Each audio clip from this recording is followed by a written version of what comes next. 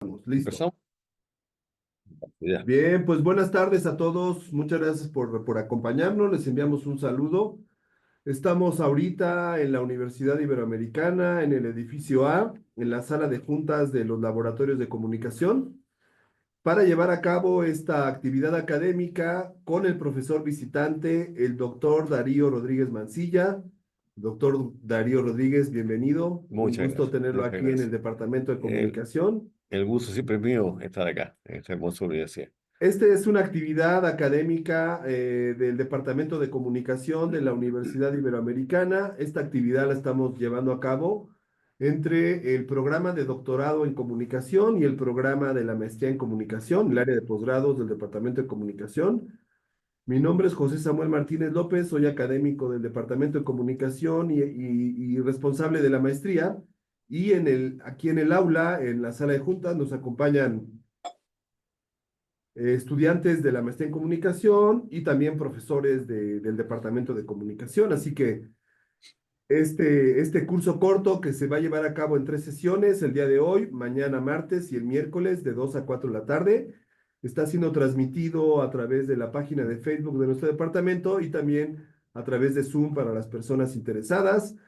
Vamos a tener la grabación de estas sesiones disponibles para que, por si alguien la solicita. Y el doctor Darío también nos facilitó la presentación que compartirá por si alguien quiere después solicitarla por correo electrónico con todo gusto. Rápidamente antes de darle la palabra al doctor Darío, voy a leer muy brevemente una ficha curricular que tenemos por aquí. Bueno, el doctor Darío Rodríguez Mancilla, él es sociólogo, egresado por la Pontificia Universidad Católica de Chile en el año de 1971. Entre 1978 y 81 realizó sus estudios de posgrado en la Universidad de Bielefeld, en Alemania, bajo la dirección académica de Niklas Luhmann. Bueno, es muy identificada su experiencia como el primer alumno latinoamericano del profesor Luhmann. El doctor Darío obtiene su grado de doctor en el año 81 con la distinción máxima en la Universidad de Bielefeld. Actualmente es profesor en el Instituto de Sociología, en la Escuela de Sociología de la Universidad Diego Portales, pero antes colaboró en la Pontificia Universidad Católica de Chile, donde colaboró también en las escuelas de Ingeniería, Periodismo y Psicología. Él es autor de numerosas publicaciones, entre algunas de 1982, que fue su tesis de doctorado, Formación de oligarquías en procesos de autogestión. Después el libro que se publicó en varias ediciones, que está en muchas bibliotecas de América Latina, que se llama Gestión Organizacional. También el otro libro que se ha utilizado muchas escuelas en diferentes disciplinas, el de Diagnóstico Organizacional. Y un libro que fue publicado aquí en la Ibero hace exactamente 20 años, quizá por eso estamos conmemorando. Se publicó hace 20 años un libro aquí en la Ibero, que ya está agotado. El libro se llama Organizaciones para la Modernización. Fue publicado en el año 2004. Y bueno, él ha colaborado con varios autores en otros libros, en otras publicaciones, en muchos artículos académicos.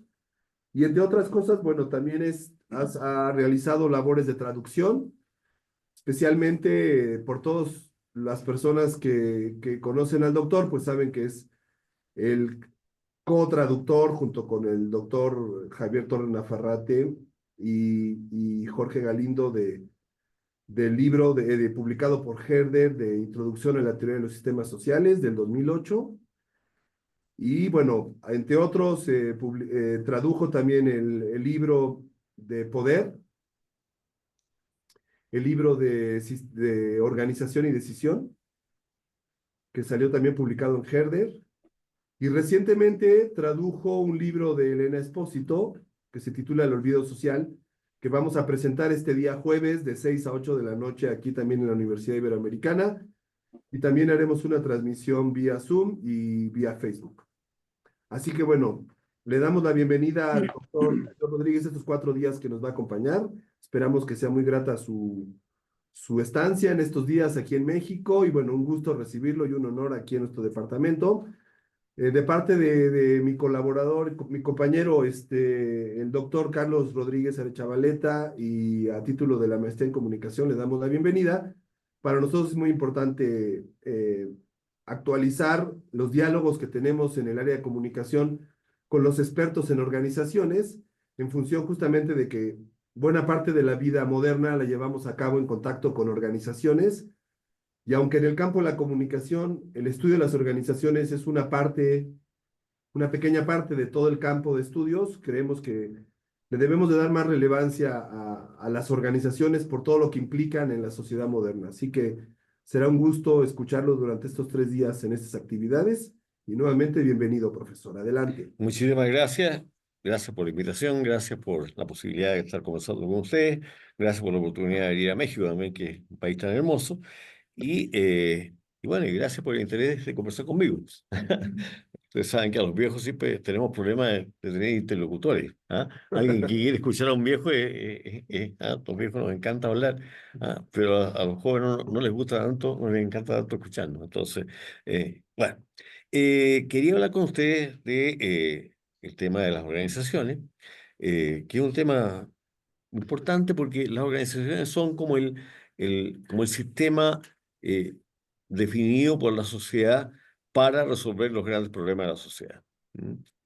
Y por esa razón, en la medida que las organizaciones funcionen bien, vamos a tener mejores soluciones.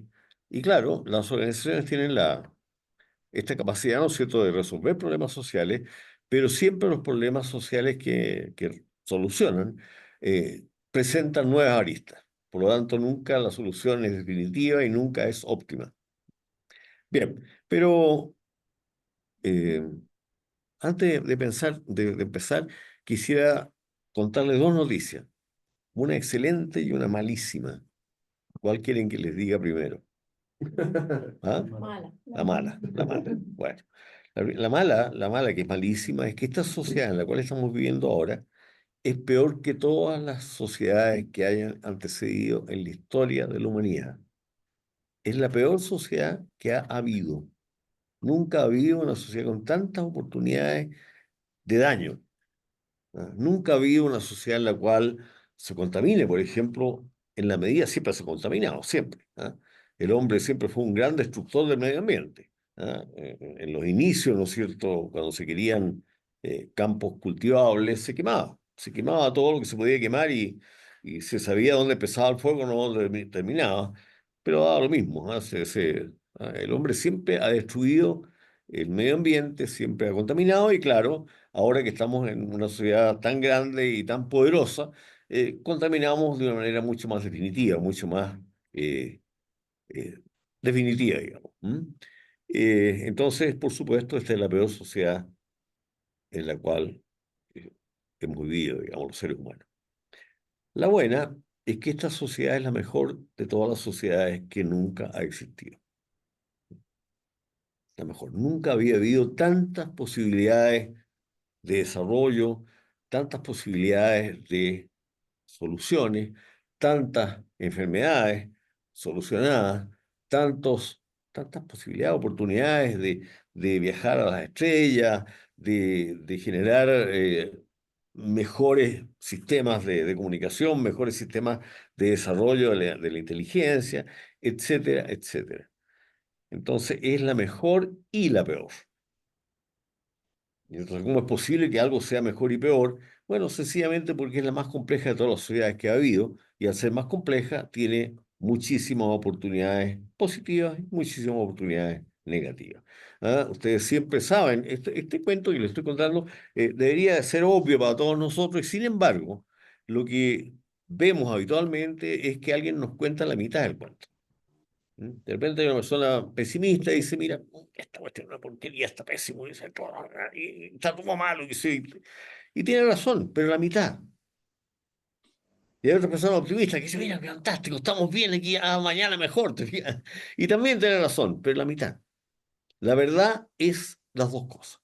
O sea, tenemos una cantidad enorme de posibilidades y tenemos tanto positivas como negativas. Y por supuesto, eso nos hace mucho más responsables. ¿Ah? Es decir, lo que podamos hacer con la sociedad está abierto, podemos hacer grandes cosas y también podemos destruir de manera, como les decía hace un rato, de manera mucho más definitiva que lo que pudo destruir nunca el ser humano. Bien, entonces esa da esa primera noticia, ¿no es cierto? Eh, Les quiero contar para empezar a hablar del tema que estamos enfrentando un cambio de era. No lo estamos enfrentando, estamos ahora mismo en él. Estamos en la cresta de la ola. Estamos en el cambio de era. Eh, ¿Qué quiere decir esto? Que estamos teniendo un cambio que es muy, pero muy, muy importante. En la historia de la humanidad ha habido muy pocos cambios de era. En realidad, solamente dos. Este es el tercero, para que vean lo importante que es el cambio. Sergio, ¿podemos Sí. activar la presentación para que se vea completa en la pantalla? Ahí con la pestañita de Ah, abajo. ya, ya. Sí, sí, sí. Entonces sí, lo tenía, lo tenía. Lo que pasa es que por alguna razón lo. Déjame ver dónde está la. No tengo la flechita. Ahí llegó la flechita. No, no, se me escondió. Ah, ¿dónde está la Te flechita? ayudo, si quieres. Ahí no, ahí llegó. Sí que no sabía dónde tenía la flechita. Ya, Ahí está. listo. Sí estaba con presentación, pero después la cambié. Bueno, eh, entonces les decía que, ¿por qué estamos en un cambio de era? Porque los principales cambios, estos que han llevado a un cambio de era, siempre han estado relacionados con un cambio importante en las comunicaciones. ¿Por qué? Porque la sociedad está hecha de comunicaciones. La sociedad no está hecha de seres humanos. Nosotros no somos los elementos, las células de la sociedad. Las células de la sociedad son las comunicaciones. Y por supuesto se necesita que estemos los seres humanos para que existan las comunicaciones. Pero eh, eso no significa que los seres humanos sean los elementos. Es decir, eso implica un respeto enorme por el ser humano, porque el ser humano entonces no es un simple elemento y por lo tanto no es algo desechable. Las células son desechables. Nuestro organismo, por ejemplo, está hecho de células y estamos permanentemente desechando células. Una de las cosas que a mí me da un poquito de asco, ¿ah? Es que me enteré hace bastante tiempo, pero la primera vez que me enteré me dije, no puede ser, ¿ah? Que la inmensa cantidad, o sea, la gran mayoría de la basura que uno barre son células desechadas. ¿Sabían ustedes eso? ¿Ah? Sí, ¿ah? Células muertas, claro, de nosotros. O sea, nosotros nos estamos desintegrando permanentemente, ahí vamos botando, entonces cuando uno barre y toda esa mugre, parte importante de esa mugre somos nosotros. Entonces, bueno, ustedes ven con qué facilidad el cuerpo se deshace de sus células. Entonces, si los seres humanos fuéramos las células de la sociedad se podría deshacer de nosotros con esa misma alegría, digamos, ¿ah? O sea, sin preocuparse para nada. ¿Ah? Entonces los seres humanos somos muy importantes, cada uno de nosotros es un mundo, ¿ah? Y cada uno de nosotros que es un mundo, comparte con los demás, necesita compartir con los demás sus comunicaciones. ¿Por qué? Porque somos tan importantes, cada uno de nosotros, que somos clausurados. Es decir, nadie sabe lo que yo pienso. Y no sé yo lo que ustedes están pensando. Y no tengo modo de llegar a saber qué es lo que ustedes están pensando y ustedes tampoco tienen ningún modo. Y por lo tanto la comunicación es necesaria para que podamos compartir pensamientos y podamos hacer cosas en conjunto. ¿Ah? Entonces eso es... bueno, les decía que estos cambios han sido pocos y han sido radicales, en el sentido de que cuando se produce el cambio tenemos un antes y un después. El primero de estos cambios fue el invento de la escritura. El ser humano que conocemos, que dispone del lenguaje, tiene aproximadamente unos 50.000 años de existencia, aproximadamente, ¿ah? Desde el lenguaje. Antes de aproximadamente 100.000 años ya existía el Homo sapiens, ¿ah? El Homo sapiens tiene como 100.000 años de existencia. Pero hace solamente 50.000 años que tenemos el lenguaje y que a partir de ese momento se empieza a hablar del ser humano. Entonces, hace 50.000 años que tenemos el lenguaje, y de esos 50.000 años pasamos 45.000 años hablando y sin tener ningún otro medio de comunicación. Por lo tanto, la inmensa mayoría del conocimiento que adquiría una generación moría cuando esa generación moría. Y quedaba un poco que se transmitía de padres a hijos. Y esa era la comunicación, ese era el conocimiento que se iba acumulando, pero que se acumulaba muy lentamente, muy lentamente.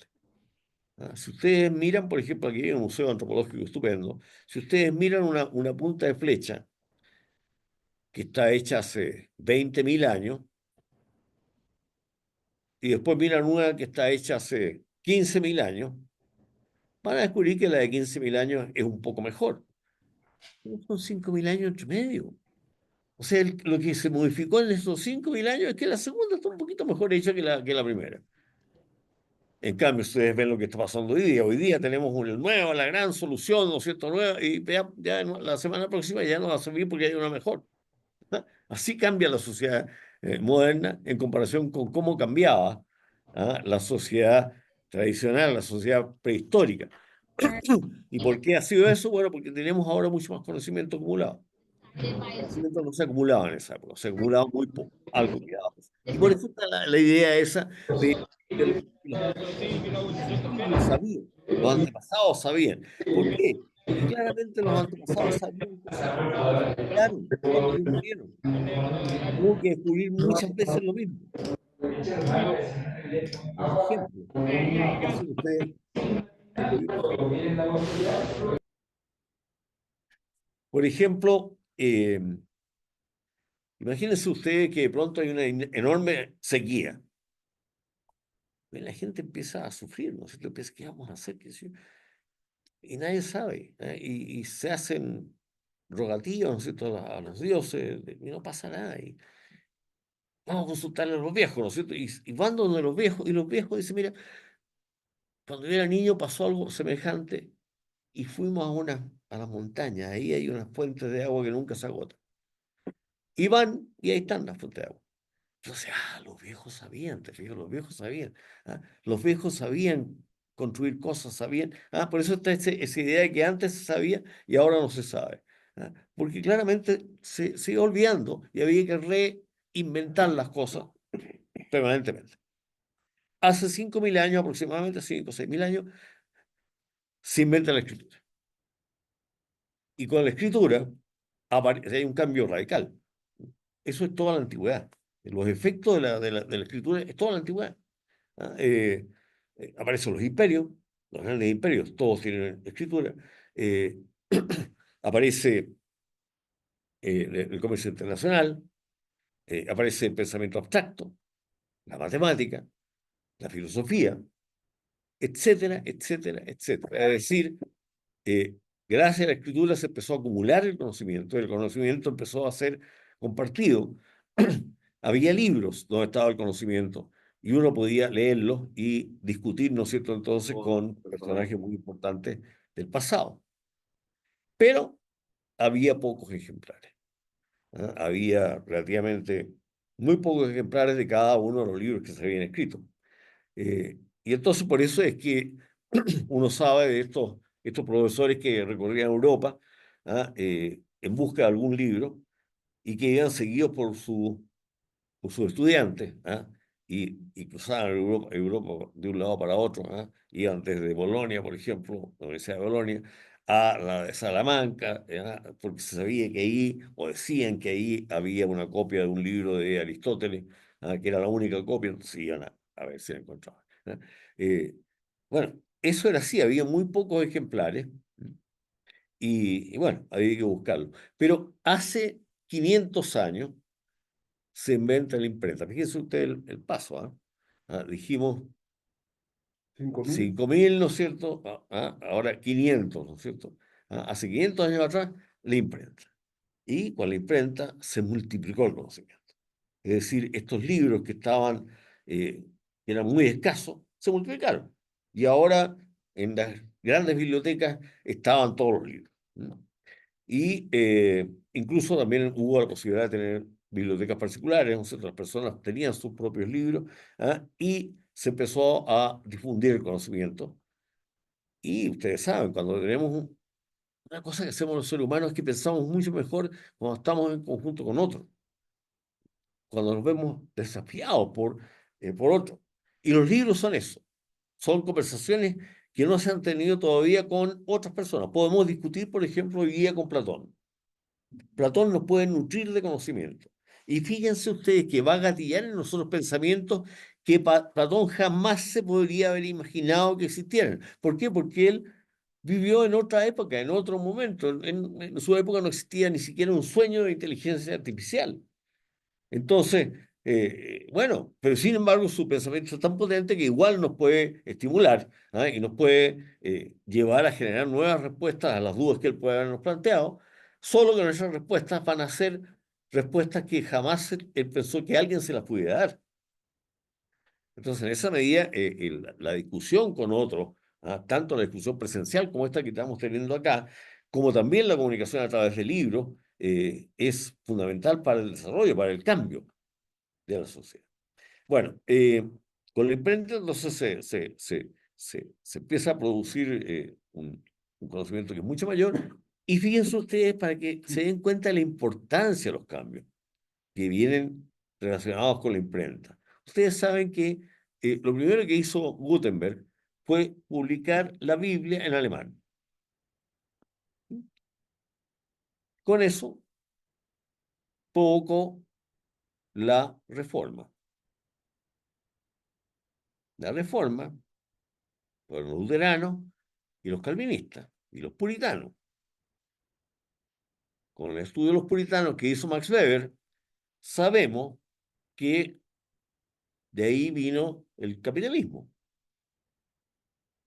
Y es el cambio brutal de la imprenta. No había capitalismo antes de la imprenta. ¿Se dan cuenta? O sea, así de radical, ¿ah? Es el cambio provocado por la imprenta. Se producen los estados nacionales. No había estados nacionales antes de la imprenta, lo que había eran reinados, reinos, monarquía. No existía democracia en ninguna parte. Lo que había eran monarquías. Pero ¿qué hace la imprenta? La imprenta hace que la gente empiece a leer y se empieza, y la enciclopedia, entonces ustedes saben todo eso, y de pronto nos encontramos que le cortan la cabeza al rey. Y al cortarle la cabeza al rey se provocó una tremenda remesón en el mundo. ¿Por qué? Porque no se sabía qué iba a pasar. O sea, hay un famoso filósofo, no sé si ustedes deben conocer, Burke, ¿ah? Se escribe Burke, con K. ¿Ah? Bueno, Burke, que es conservador, por supuesto, dice, ¿qué va a pasar ahora? O sea, el mundo está tan trastornado que ¿qué va a pasar? ¿Qué va a pasar si es inconcebible que le haya cortado la cabeza al rey? ¿Quién va a gobernar ahora? No era posible pensar en una democracia, pero le cortaron la cabeza al rey y aparece entonces la democracia. En Estados Unidos, más o menos en la misma época, se había independizado y se organiza como una democracia, no como un reinado. No le dicen a Washington, usted sea el rey nuestro, sino que no, vamos a mantener una democracia. Y Francia también hace su democracia, y así se empieza a generar la democracia, tanto que la democracia es hoy el sistema de gobierno que todos reconocemos. No hay ya monarquías. Las monarquías que hay son ficciones, o sea, son democracias que tienen un rey, por supuesto, pero que el rey lo que hace es ser como un relacionado público. Es decir, él hace, no sé, tú representa al gobierno y hace cosas, pero él no toma ninguna decisión. Y por eso que en Inglaterra puede haber un partido, está gobernando un partido laborista o un partido que sea conservador y el rey tiene que aceptarlo. No, él ni le preguntan. O sea, el primer ministro, oiga, ¿quiere usted que su primer ministro sea? No, sí, no le pido ni tocar, nada. El tipo eligió. Formalmente se le llama primer ministro, porque sigue siendo una monarquía y se le respeta a la reina y al rey, pero no tiene ningún papel. Bueno, entonces,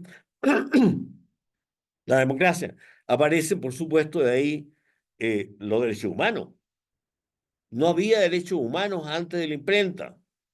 ¿Qué derecho humano iba a haber que cuando a un tipo no sé, por nada, lo descuartizaban en la plaza pública y la gente iba a verlo?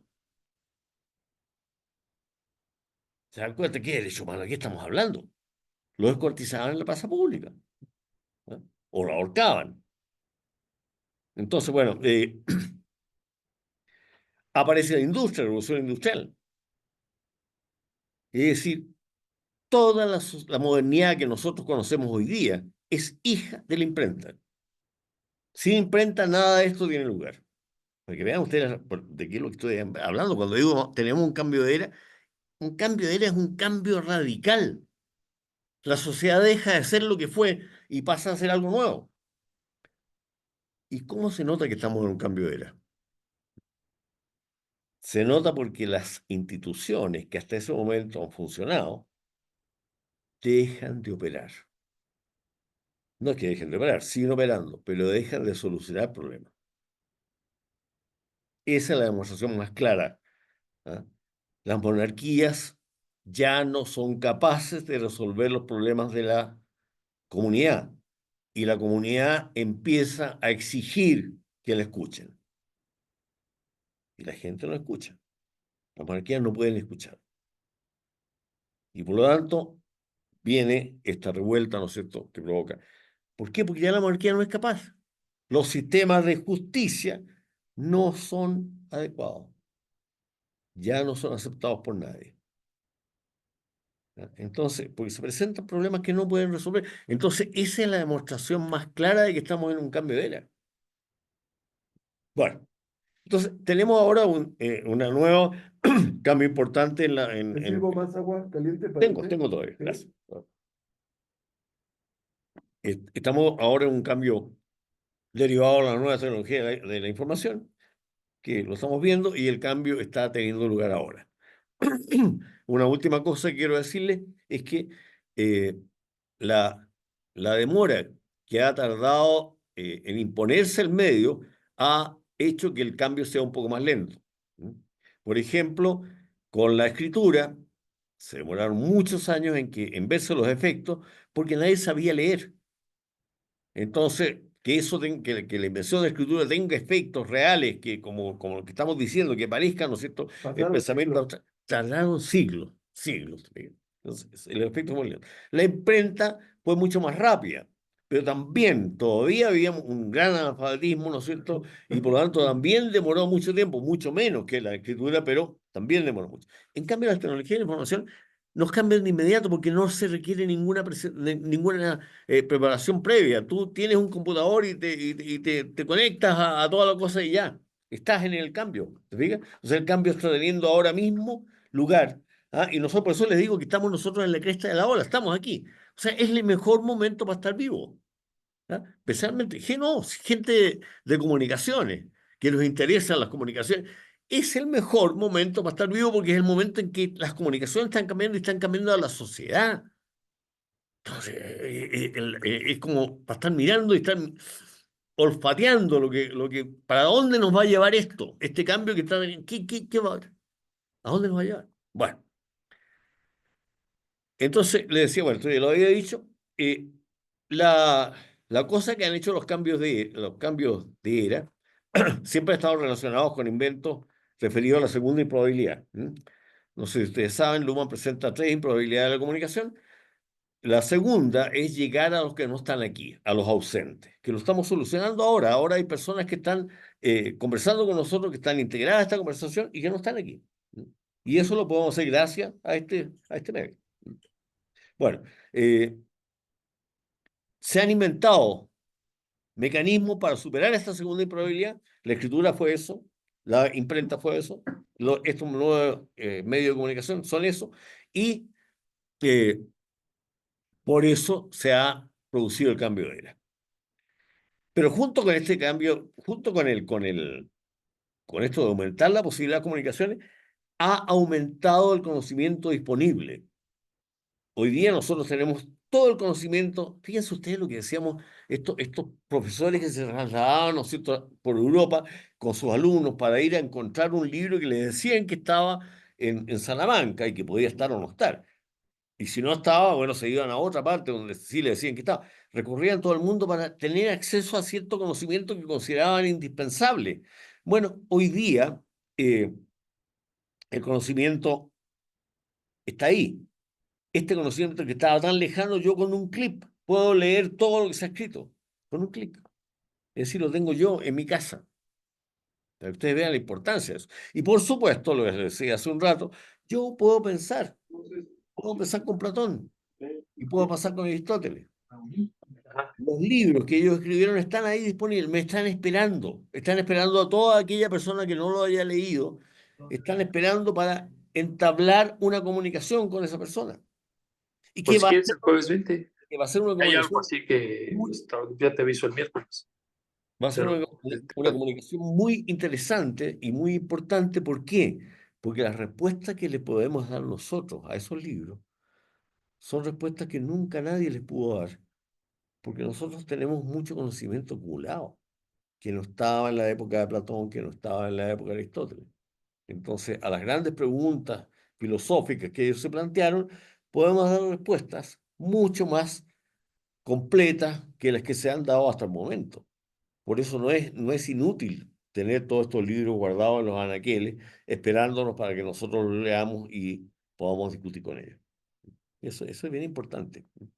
Bueno, ya le dije, el tiempo entre que se produzca el invento y los efectos ha ido disminuyendo y le decía, estamos en la cresta de la hora. ¿Mm? Y para que ustedes vean, estamos en la sociedad mundial. La sociedad mundial, Luhmann empezó a hablar de la sociedad mundial hace mucho tiempo y todos lo miraban como diciendo de dónde viene este señor, que no se da cuenta que el mundo está dividido, ¿no es cierto?, entre En los países. comunistas, ¿no es cierto?, y los capitalistas, digamos, tenemos la Unión Soviética, ¿no es cierto?, ahí hay una guerra fría, este tipo no se ha dado cuenta de eso, como dice que la sociedad es una. ¿Ah? Bueno, y él lo está diciendo desde entonces, pero hoy día ya está claro que para cualquier persona. Ya nadie te mira raro cuando tú dices que la sociedad mundial. ¿Ah? Eh, el Brexit, por ejemplo. El Brexit ocurrió porque ¿ah? Bueno, nos ha afectado a todos. ¿Ah? En Inglaterra, no sé si hay alguno que dice, ¿sabe qué? Va, es un tema de Inglaterra, ¿por qué nos afecta a nosotros? Porque estamos en la sociedad mundial. ¿Ah? Y la migración, por ejemplo, La afectó migración, para todos lados. claro, claro, te fijas, o sea, todos los problemas hoy día afectan a toda la sociedad. Bueno, el derecho, la economía, la ciencia, la educación, todos son sistemas mundiales.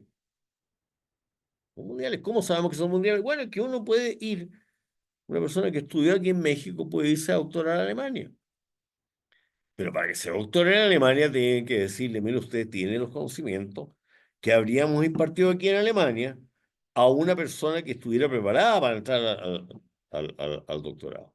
Y usted está preparada. ¿Por qué? Porque en México le dieron los mismos conocimientos que usted necesitaría para estar aquí. No empezamos a preguntar, ¿pero usted sabe? No, entra nomás. ¿Por qué? Porque el sistema de educación es uno. Es uno único. Y por eso es que todos los países se preocupan. Oye, mi educación está mal aquí. ¿Por qué? Porque vamos, capaz que quedemos descolocados con respecto a la educación mundial. Bueno, eh, pero no solamente estas cosas son mundiales, también el crimen organizado es mundial. Interesante. Interesante, porque el crimen organizado es un tema que se ha mundializado y que es un tema que hoy día genera problemas. ¿Dónde? En esta sociedad mundial, que no tiene solución. No hay solución para el crimen organizado.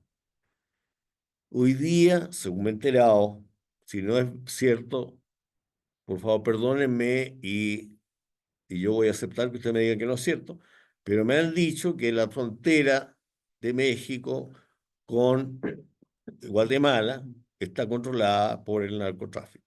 Sí, No sé ¿verdad? si es cierto o no.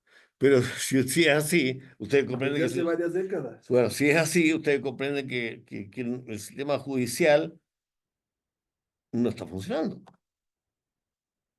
¿Se dan cuenta? O sea, no es capaz, no es que no esté funcionando, está funcionando perfectamente a lo mejor, pero no es capaz de eso. ¿Y qué significa eso? Que estamos en un cambio de era, pues, que se necesita el cambio de era, así como la monarquía no servía en un momento determinado, de repente ya la monarquía no daba cuenta. Bueno, ¿por qué no estaba dando cuenta? Porque se necesitaba un cambio de era, porque iba a venir un cambio de era. Bueno, ¿por qué no podemos solucionar el problema del narcotráfico, o sea, del crimen organizado a nivel mundial?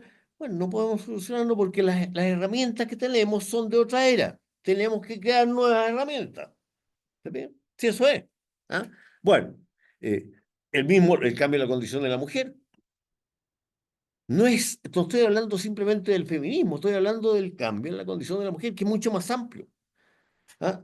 Es un cambio también tan brutal que es un cambio de era de nuevo. O sea, nunca la mujer ha sido considerada, nunca.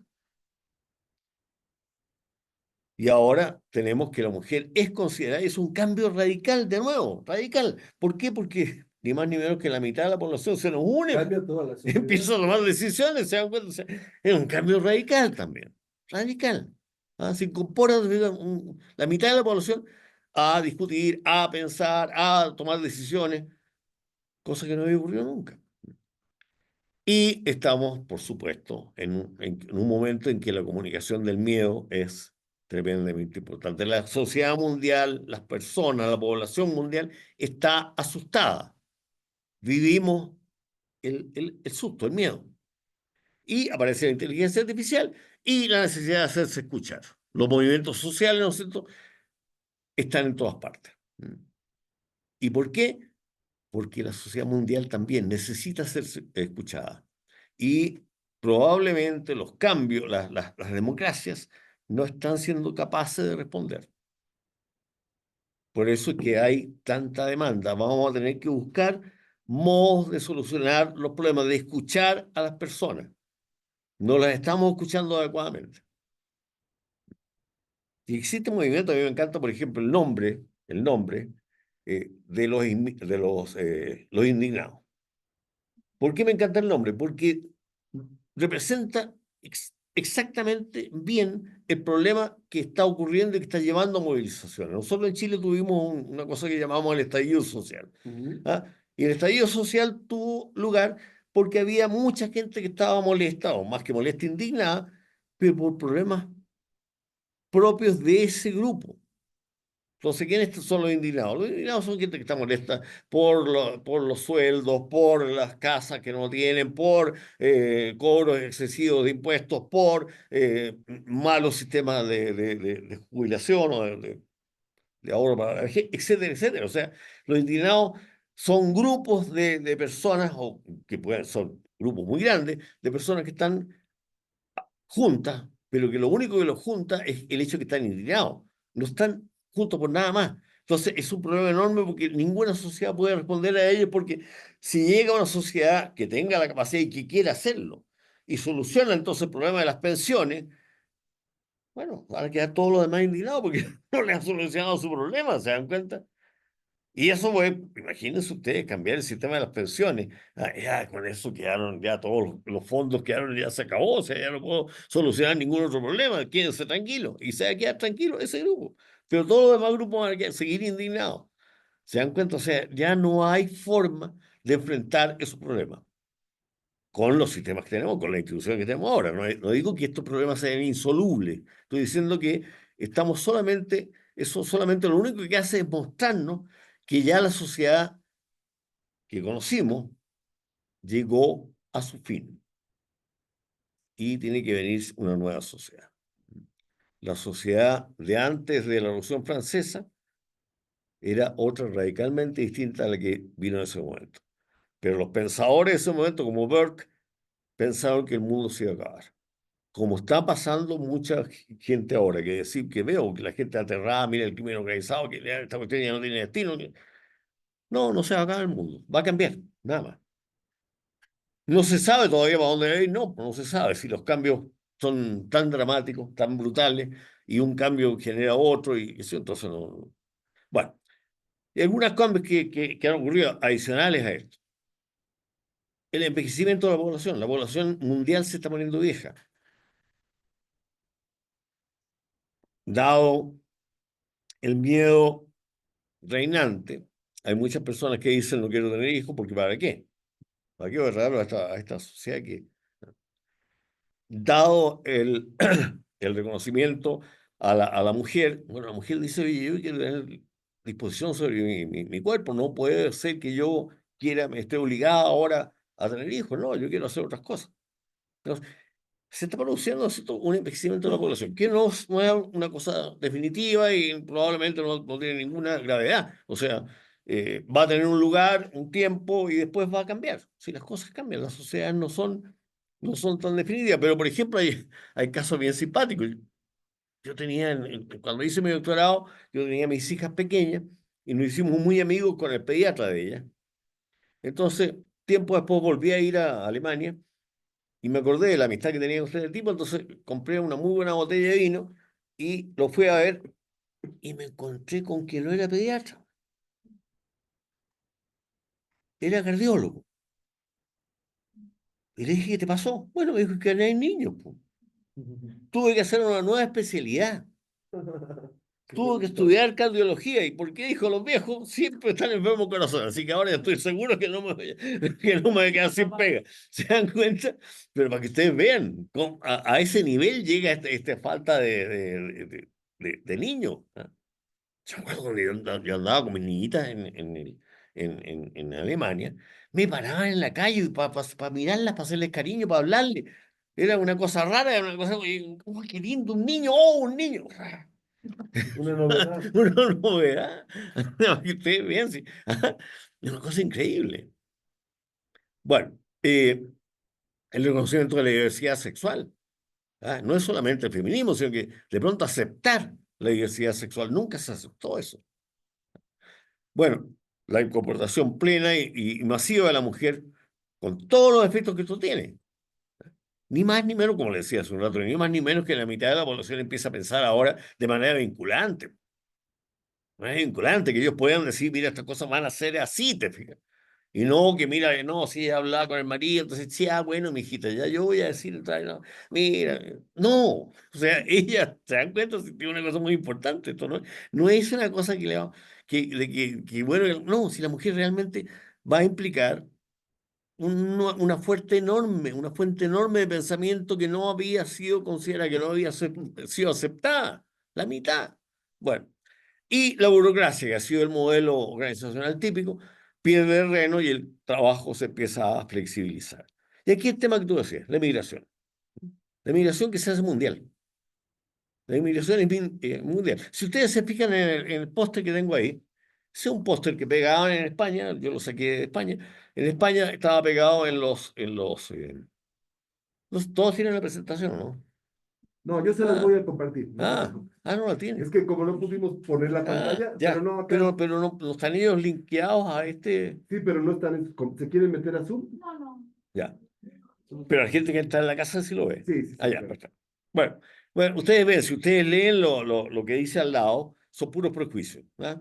Inmigrantes, se preguntan, ¿inmigrantes? ¿Queremos inmigrantes? Bueno, van a ocupar las plazas y las guarderías, en las guarderías, en los colegios, van a hacer tráfico de droga, van a generar delincuencia, vamos a perder nuestra identidad, va a haber inseguridad, van a imponernos costumbres extrañas, va a ser una competencia desleal porque van a aceptar, etcétera, etcétera. O sea, esto entero es un puro prejuicio. ¿Ah? Y al final, después de hacer este listado de prejuicios, la gente dice, no, no, gracias, no quiero esto de inmigrante. Eso es, o sea, este cartel que ustedes tienen que haber visto otros parecidos, es la demostración de cómo la sociedad ve esto que es totalmente nuevo, porque nunca había habido esta inmigración masiva. El mundo entero se está moviendo. De acuerdo. Entonces, por eso que se producen grandes cambios. Bueno, el segundo, el feminismo. Esto que mencionábamos, ¿cierto? Fíjense que aquí hay una cosa muy interesante que me gustaría que se fijaran. En los dos cuadros de arriba son dos demostraciones que tienen un año de diferencia de movimientos feministas. En el de la izquierda dice aborto por 3 causales, eso es lo que pedían. Eso se consiguió en Chile Hace 3 años. hace 3 años. ¿Ah? Y entonces al año siguiente El movimiento dice ahora aborto libre. Sin que está causal. sin causal. ¿Se dan cuenta? Pero es interesante porque quiero que ustedes vean Evolucionó. claro, cómo los movimientos sociales siempre van un paso más allá. ¿Se fijan? O sea, me conceden esto, fantástico, pero no crean que con esto se paró, con eso se acabó, ya nunca. No, ahora esto. ¿Ah? Y eso pasa, mm, encontré estos dos postres, me pareció interesante, porque eso pasa con todos los movimientos. Todos los movimientos siempre nos dicen, queremos esto, y luchan, y esta es nuestra bandera de lucha. Y cuando esa bandera de lucha es conseguida, se va un paso más. ¿Mm? Eso es natural, ¿ah? Es parte de los movimientos sociales. Y la comunicación del miedo. Miren usted, esto es la comunicación del miedo. Tenemos en este momento, fíjese usted, el enorme problema de Israel, ¿ah? De Netanyahu. Netanyahu que está invadiendo, ¿no es cierto?, todo lo que puede invadir. O sea, se metió primero con la Franja de Gaza, pero después el Líbano, ¿no es cierto?, lo tiene por absolutamente destrozado. ¿Ah? Y sigue, bombardeó, ¿no es cierto?, a Irán, a Siria. O sea, ahí tenemos un problema grande porque en cualquier momento se nos puede destapar una guerra de proporciones. Por otro lado, Putin hace lo suyo. ¿Ah? Se invadió, ¿cómo se llama?, Ucrania, pero obviamente su proyecto es reconstruir el reino de los zares, quiere reconstruir lo que fue la Unión Soviética, solo que bajo su mano férrea. O sea, él no pretende ser socialista, no pretende. ¿Ah? No, él tiene una mano férrea, es un imperio lo que está construyendo. Y no tiene problema. Entonces, también a él se le podría pasar la mano y de pronto encontrarnos en una guerra importante. Y aquí este joven, ¿no es cierto?, que le encanta, que él tiene misiles y cosas, y aparece que siempre sonriendo, muy contento, y tirando misiles por todas partes. De repente podría también él pasársele la mano. Él tiene buenas relaciones con Putin. ¿Ah?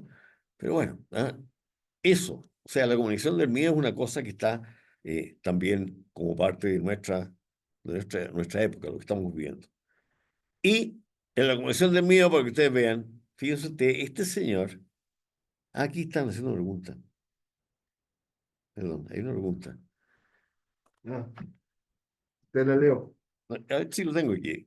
Dice, ¿sería posible que nos pasaran por ese chat la lista de Facebook para compartir? Ya, aquí, como algunos movimientos quieren poder, hay muchos tipos de movimientos, pero no todos logran su objetivo. Absolutamente cierto, no todos los movimientos logran su objetivo. De hecho, podríamos decir, la minoría de ellos lo consigue, y ni siquiera lo consiguen a nivel mundial, sino que se consiguen grandes logros, digamos, a nivel nacional. Todavía estamos metidos en soluciones nacionales, pero los problemas tienden a ser globales. ¿Ah? Los problemas son globales. O sea, el problema de la incorporación de la mujer es todo el mundo que está en ese problema, y hay lugares donde no se ha conseguido. ¿Ah? Los países como el mismo Irán, ¿no es cierto?, en que las mujeres tienen que estar todavía usando sus vestimentas. No sé si ustedes saben ¿dónde fue? En Afganistán. No sé dónde fue que les quiso pedir a las mujeres que no hablaran. Sí, en Afganistán. En Que no Afganistán. hablan en espacios públicos. Claro, que no hablen. O sea, ya no es solamente que no se vean, que no hablen. Qué increíble. Para que ustedes vean cómo eso decimos que estamos en la sociedad mundial. Bueno, eso también ocurre en la sociedad mundial. Entonces, que un movimiento tenga recepción es algo que tiene que ver muy fuertemente con la, eh, la divulgación de esta sociedad mundial, con entender que la sociedad mundial se está instalando, y con la posibilidad de que todo esto empiece a cambiar. O sea, la instalación de la democracia, por poner un ejemplo, demoró mucho tiempo. No fue un cambio de la mañana a la noche. Esto que estamos diciendo, que la mujer se está incorporando, no está incorporada. Se está incorporando. Hay algunos lugares donde ya está incorporada, en otros está a media, en otros está logrando, y en otros todavía, en nuestros países, que se les quiere prohibir hablar. Podemos hablar de incorporación. Es un proceso, todos son procesos. Bien, seguimos con, yo no sé dónde tenía. mi presentación.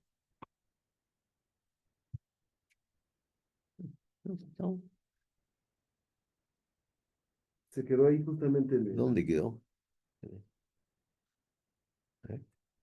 en comunicación del miedo y la Ya, solución. ahí estamos. Bueno, estábamos antes. Bueno, le decía que esto que nos provoca miedo, ¿no es cierto? Y mostraba solamente el ejemplo de estos tres personajes, que no son los únicos que nos aterrorizan. Fíjense ustedes el premio Nobel de Física del año 2024, o sea, de este año, ¿ah? Que se llama Geoffrey Hinton. Bueno, este señor es uno de los padres de la inteligencia artificial. Y el año pasado renunció a su trabajo.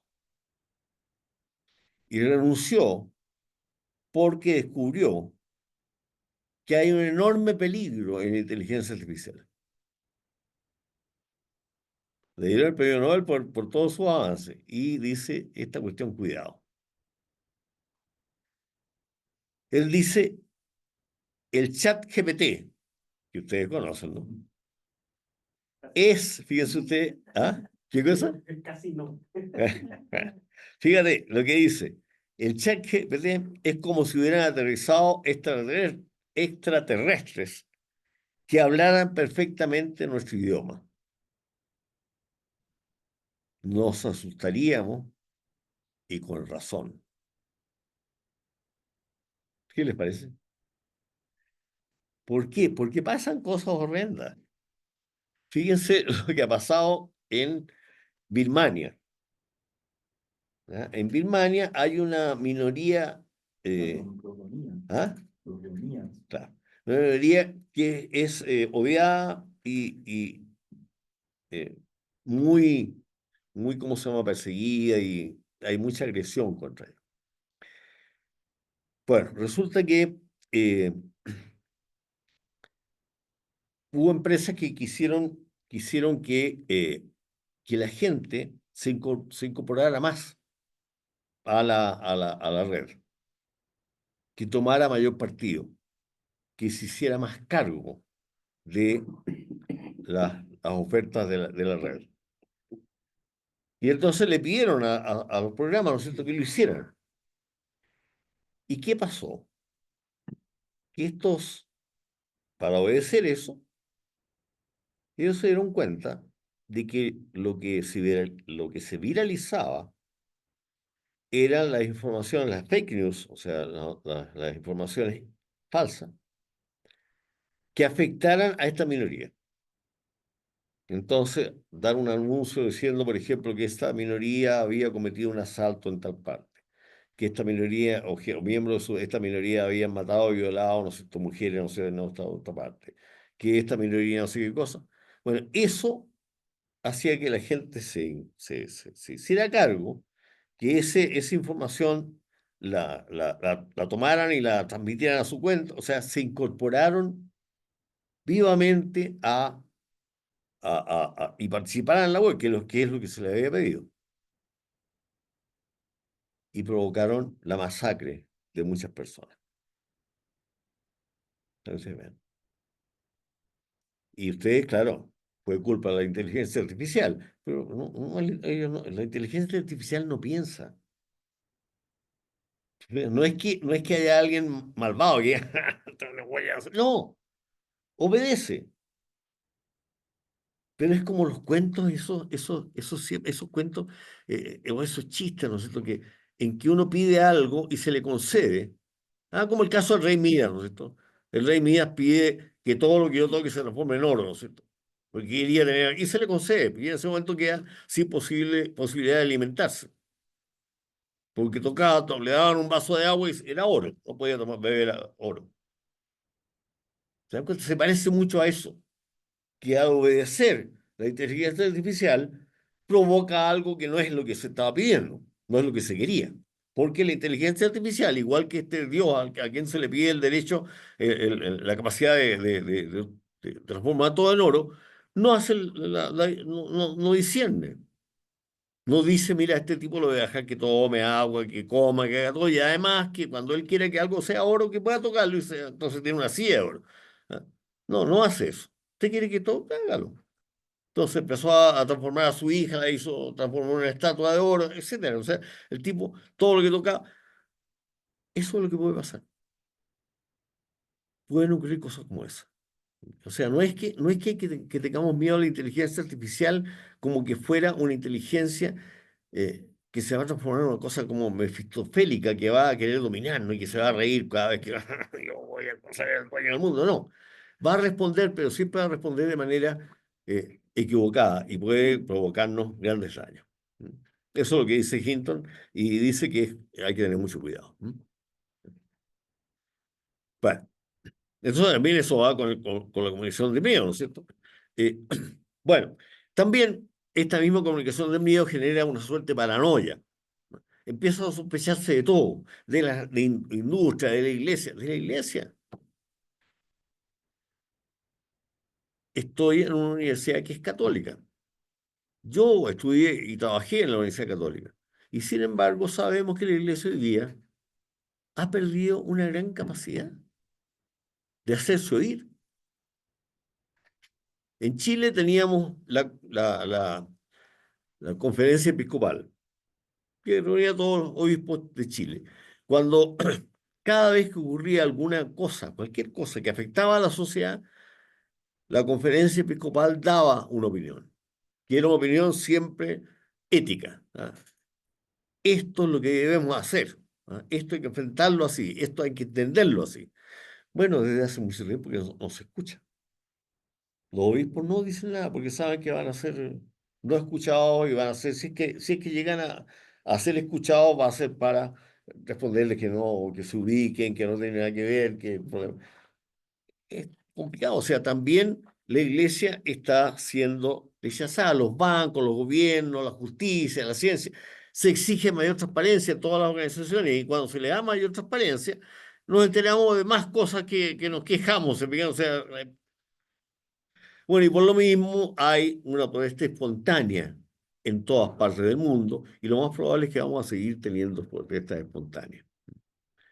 Y la protesta espontánea tiene una característica, que es que ya no necesitan organización. ¿Ah? Cuando antes se quería hacer una demostración porque algo molestaba, imagínense ustedes, sube el precio, la típica protesta, ¿no? Sube el precio de la locomoción colectiva. Entonces la gente está molesta y va y tiene que ir a hablar con alguien que pueda organizar esto. Entonces iban, por ejemplo, a la Confederación Nacional de Empresas, ¿no? Los trabajadores, todos los trabajadores de Chile, ¿ah? O todos los trabajadores de México, ya, vamos a hacer una enorme protesta, ¿no? Entonces, ¿cuándo lo vamos a hacer? 15 días más, porque tenemos que comunicarnos con todos los sindicatos, ya, listo, 15 días más, esto lo sabe, ya. Y vamos a hablar con el intendente o con el gobernador y vamos a decirle, mire, nosotros queremos hacer una protesta y la vamos a hacer, imagínense ustedes, por la calle Reforma, ¿no? Ya, entonces vamos a ocupar de tal parte a tal parte y queremos hacer esto y negocian con el gobernador, no sé quién es el gobernador o el intendente, quién es, Gobernador con el actualmente. gobernador. Entonces, tienen que hablar con el gobernador, el gobernador los autorice, le dice, pero tales son las condiciones, tienen que hacerlo, a lo mejor no por reforma, no sé, negocian con él. Y llegan a un acuerdo, ya, muy bien, listo.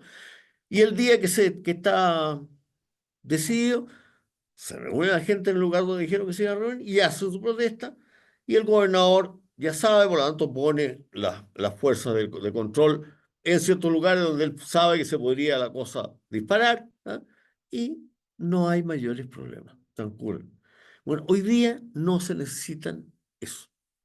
Hoy día yo estoy molesto y mando por un mail a mis amigos, y mis amigos que están molestos como yo, le mando un mail al suyo, y así de pronto nos encontramos en que en algún lugar donde nos ponemos de acuerdo que nos vamos a juntar, hay un montón de gente, miles de personas, y el intendente o el gobernador no sabía de qué se trataba, entonces ya no manda a las fuerzas del orden y el control, no las manda a que vayan a ponerse en ciertos lugares, sino que las manda directamente a reprimirte. O sea, ya hay gente que está ahí ilegalmente, que no han pedido ningún permiso, y se produce la ruptura y se produce la violencia. ¿Se dan cuenta? Ya no se necesita organización para hacer estas cosas. lo que pasó en España, por ejemplo, en España cuando ocurrió el tema de Atocha, iban a hacer ese domingo las elecciones del gobierno nacional. Y estaba claro que iba a ganar el gobierno que estaba en ejercicio. Viene el atentado a Atocha y eh, al gobierno le convenía que fuera, eh, que fuera ETA la dueña del atentado. Y entonces dijo que era ETA. Pero la gente se empezó a enterar por la información de otros países que era probable que fuera Al Qaeda. Y entonces, de pronto empezaron a comunicarse por celular los españoles y diciendo, mira, nos están engañando. Fue Al Qaeda. ¿Y qué pasó? Que el gobierno perdió la elección. ¿Se dan cuenta? O sea, para que vean, no se necesita la organización, ¿no? En una época anterior habría sido otra la circunstancia. Y cuando la gente se hubiera enterado, ya habría pasado la votación. Para que ustedes vean cómo cambian las cosas. Bueno, eh, hoy día tenemos el tema, ¿no es cierto?, que se hace innecesaria las retransmisiones.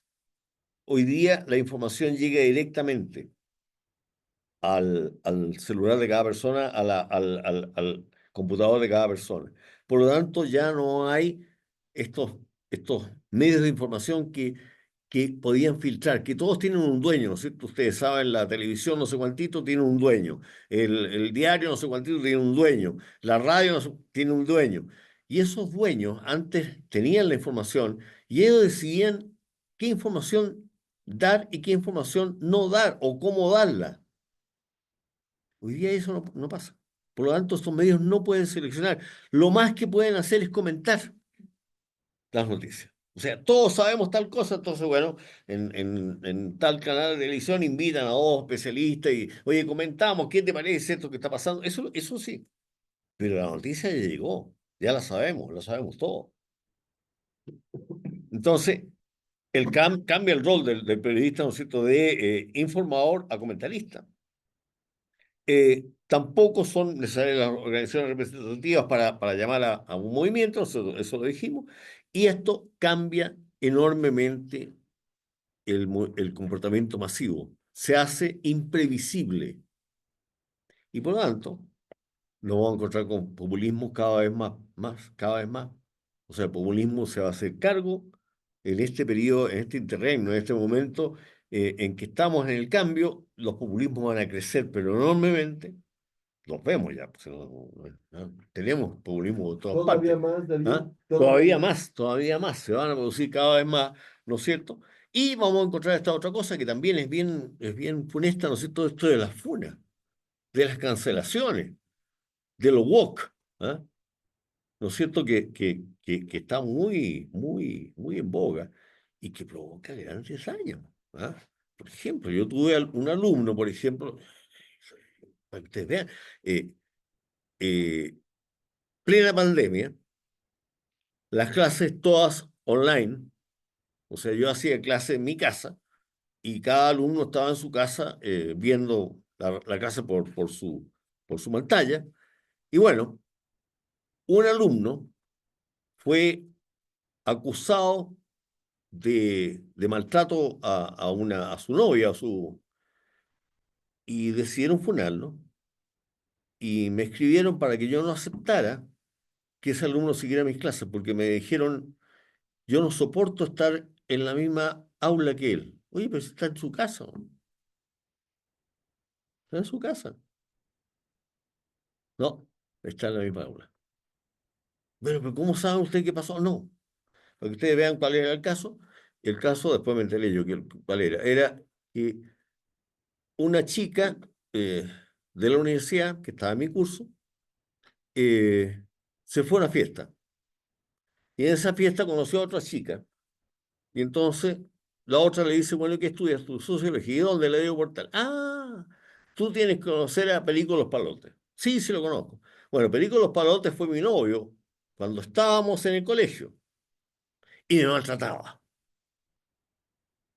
Ah, listo, llegó esta chica. Este tipo es un maltratador y por lo tanto tenemos que funarlo. Y lo funaron. Sí, O sin sea, pruebas. nadie lo conocía, sin pruebas, sin nada, ¿te fijas? Una cosa terrible, o sea, así, y así son estas cosas. Pero si hace la denuncia, el ¿Ah? protocolo dice eso, que hay que separarlo de la clase. Claro, El sí, protocolo. pero sí hace.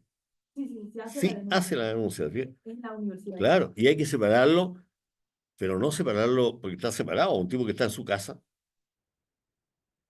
está separado, no está, pero da lo mismo, ¿te fijas? El tema es que se hace la denuncia porque supone que ahí va a haber una investigación y cosas. Aquí no. ¿Ah? Las funas son sin, sin ninguna análisis, Sin ¿te fijas? mediación en ninguna Nada, nada, organización. nada, nada. O sea, el tipo no puede, no, esta chica, el cuento que te cuento fue textual. Esta chica que dijo que la maltrataba, nadie la conocía. Por lo tanto, nadie sabe si efectivamente eso fue cierto o no. Él dijo que no. Claro, uno dice, él dice que no, pero claro, pero ella decía que sí. Entonces, es que ella decía que sí contra la parada de él que decía que no. ¿Te fijas? O sea, no hubo ningún análisis, nadie que lo entrevistara a los dos y que dijera, ya, a ver, y mira, tiene razón ella y todo este tipo merece todos los castigos, o no tenía razón ella. No se hizo eso, no hubo nada de eso. De hecho, no se conoció a la chica en la universidad. ¿Te fijas? A eso me refiero con las funas, ¿no? Que las funas y Bueno, las cancelaciones. ¿Ah? un ¿Cómo? caso que fue muy así mundializado por lo estridente que fue el del actor Johnny Depp y Amber Heard, su pareja, Claro, que pues ella adujo maltrato de diferentes formas. El maltrato nunca se comprobó del todo judicialmente. claro, Van a juicio y resultó que el maltratado era él y casi lo claro, cancelan claro, definitivamente, absolutamente de todo el claro, cine, ¿no? claro, claro, sí. Para que ustedes vean, por eso que les digo que es complicado esta cosa. ¿Ah? Sí. Y uno puede ser cancelado por, no solamente por, el ejemplo que puse es un ejemplo de relación de género, pero uno puede ser funado por cualquier cosa, cualquier cosa.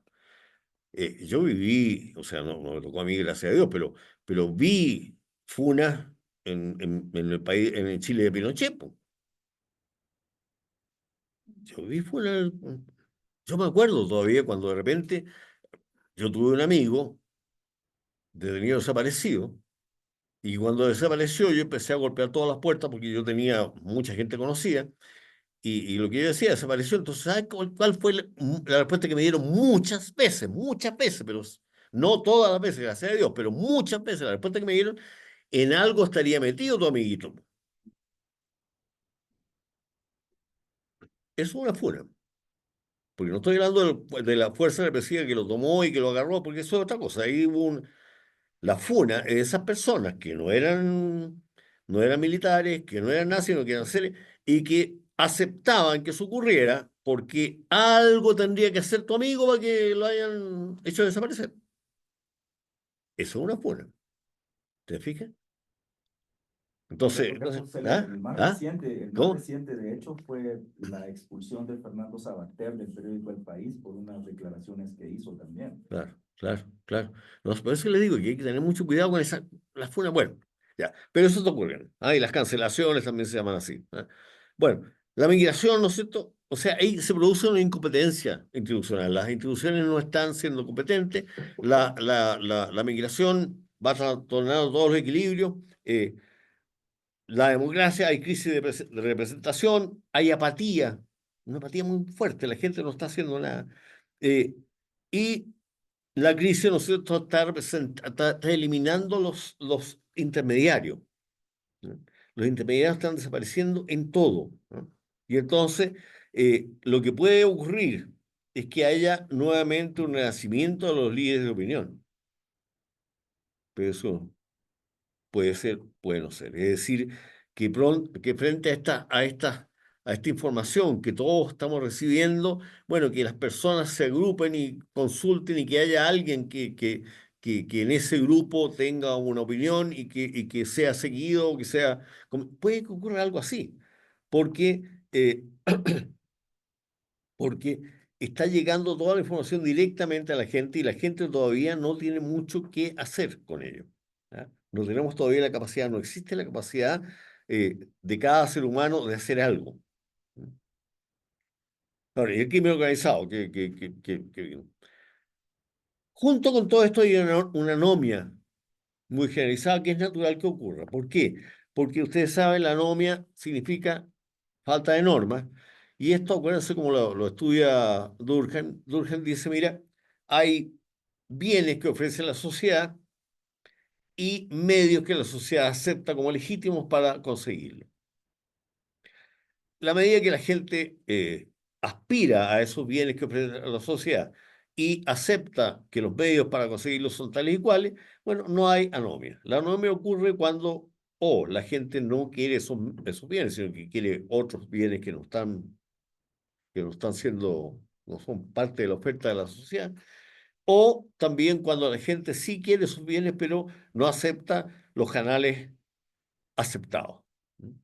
Bueno, eso está pasando. Ustedes se dan cuenta que hay todas estas instituciones que eran tan importantes como los barrios, ¿no es cierto? Los barrios, había agrupaciones en los barrios, los sindicatos, los partidos políticos, la iglesia, el poder judicial, el ejército, las fuerzas de seguridad, el gobierno, etcétera, etcétera, dejan de ser respetados y no se ve todavía cuáles van a ser las normas y las instituciones que van a reemplazar estas cosas.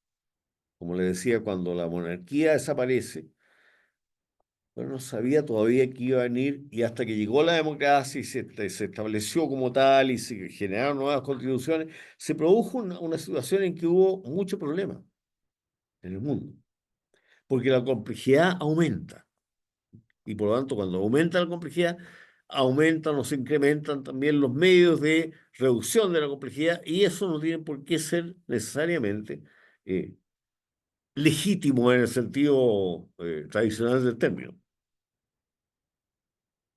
Y una cosa muy interesante que también ocurre, ¿no es cierto? Pero esto no es algo que está ocurriendo ahora, sino que siempre ocurrió, es los parásitos. ¿Mm? Hay un filósofo francés muy importante que es Michel Serres, que tiene un libro que se llama El parásito. ¿Mm? Y, y el parásito se introduce en un huésped, ¿no es cierto?, para extraer nutrientes, pero un buen parásito no elimina, no aniquila a su huésped. ¿Por qué? Porque moriría él también. Entonces, si una pulga mata al perro, si queda sin comida, tiene que buscarse un perro más gordo. ¿Ah? ¿Se dan cuenta? Entonces las pulgas no matan al perro. Eh, pero también tienen que mantenerse ocultos. Y aquí hay una cosa muy interesante, que los parásitos sociales, como lo hacen los ilusionistas, se ocultan a plena luz del día. El mejor escondite es a la vista de todo. Como los ilusionistas. Ustedes ven a los ilusionistas que no es cierto, que te dice, qué sé yo, y te sacan de la oreja un billete. ¿Te fijas? Que tú sabes que no lo tenías, porque te lavaste la oreja en la mañana, ¿ah? Y no tenías billetes. Y lo hacen frente a ti. Tú dices, ¿cómo lo hizo? Tú sabes que te está engañando, tú sabes que está jugando con las manos, pero lo hace tan bien que tú no ves el juego de las manos. Bueno, eso está ocurriendo. Eh, por lo tanto, estos parásitos no temen asumir cargos públicos de gran exposición medial y establecen vínculos, redes de contacto e influencia para protegerse e ir aumentando su ámbito de acción. Si mimetizan estos parásitos copiando los esquemas de distinción propios del huésped. ¿Mm? Aquello que identifica al huésped como tal.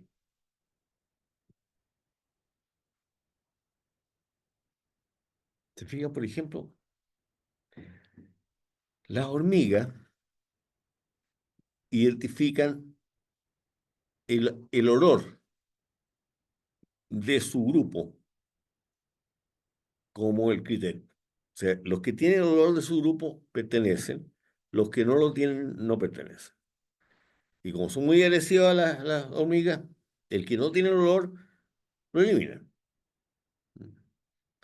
Bueno, ustedes saben, hay insectos que comen hormigas y lo que hacen es tomar una hormiga, matarla y pasársela por todo el cuerpo. Y una vez que tienen el olor del hormiguero, se dedican a comer hormigas a la vista y paciencia de todas las hormigas que no las ven. No las ven, es decir, las ven, fíjate, pero no las ven porque el criterio de distinción del hormiguero es el aroma, no la vista. Entonces, a pesar que el insecto está metido ahí mismo y está comiendo a destajo hormigas, las hormigas siguen pasando, no ven, no ven que hay o sea, Parásito. un parásito. O sea, lo que se necesita copiar es el esquema de distinción en términos sociales, ¿no es cierto? Ustedes conocen, ustedes lo saben. Nosotros vivimos una dictadura militar. Bueno, y en los grupos, en todos los grupos estaban infiltrados. Copiando los esquemas de Claro, distinción. copiando el esquema de distinción. En ¿Te las fijas? universidades, Claro, exacto. Un tipo tenía que parecer un académico o un alumno universitario. En la medida que pareciera alumno universitario, bueno, el tipo hacía de la suya. Y nadie se preocupaba de decir, oye, no estará infiltrado. Salvo que el tipo fuera evidente. Cuando ya el tipo era evidente, ahí sí. Pero mientras el tipo tuviera cautela, podía ser de la suya. ¿Me fijas? Bueno, ahora, esto genera lazos de clientelismo que hace que parezcan prestaciones individuales. Con eso va corrompiendo las operaciones del huésped y esta no es una operación simbiótica, ¿ah? Porque el parasitado, el huésped, no recibe nada a cambio, ¿ah? Una relación simbiótica, los dos se comparten cosas. Por ejemplo, la rémora y el tiburón. La rémora es un pescado chico, ¿no es cierto?, que va junto con el tiburón y va pegado a él y el tiburón lo lleva a todas partes y el tiburón le aporta una enorme protección, nadie se va a comer a la rémora que es un pescado chico. Le aporta eso, además le aporta alimento, porque se alimenta este pescado de los parásitos de la piel del tiburón y de la comida que le queda entre los dientes. Entonces, el servicio que le presta es un servicio de limpieza al tiburón. El tiburón queda feliz porque le matan los parásitos y le comen la comida que le queda entre los dientes. O sea, es un doble servicio. ¿Bien? Eso es un sistema simbiótico. El parásito no te ofrece nada a cambio. La pulga no tiene nada de beneficioso al perro. ¿Bien? No le entrega nada, que el perro diga me conviene tener una pulga. ¿Ah? No. ¿Ah? Eh, y aquí estamos, ¿no es cierto? El sistema surge por la diferencia, ¿no es cierto? El sistema y el entorno son producto de la misma distinción. El sistema es su diferencia respecto al entorno. ¿Se acuerdan ustedes de esa definición de Luhmann que en el fondo la diferencia es lo importante? Y el parásito es el observador no observado. Copia entonces la diferencia fundante y luego va estableciendo cadenas parasitarias. Y al hacerlo va generando ruido, que es parásito de la comunicación y aumenta la complejidad. ¿Sí? Entonces, eso es lo que hace el parásito. Y ahí yo le pongo un ejemplo, ¿no es cierto? Una fotografía, un grupo militar, ¿no es cierto?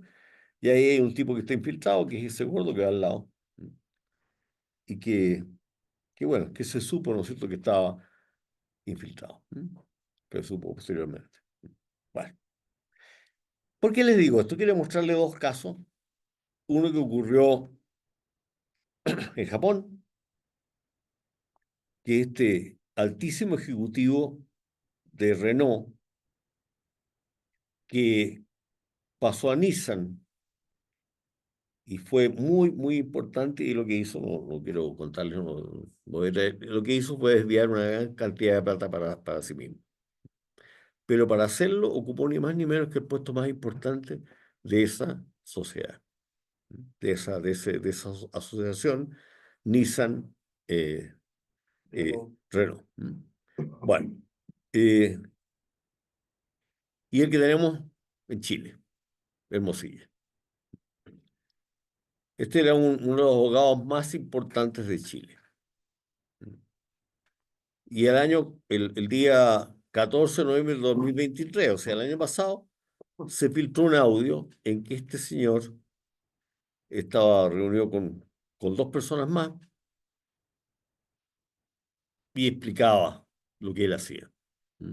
Entonces decía, mira, a este tipo hay que financiarlo, tenemos que tener plata, a este tipo le debemos ya 10 millones, no podemos no podemos seguirle pidiendo cosas, necesitamos tenerlos contentos, por lo tanto yo les pido que ustedes me aporten más plata porque tenemos que tenerlo totalmente controlado para poderle pedir que si es necesario que queme una oficina de impuestos internos.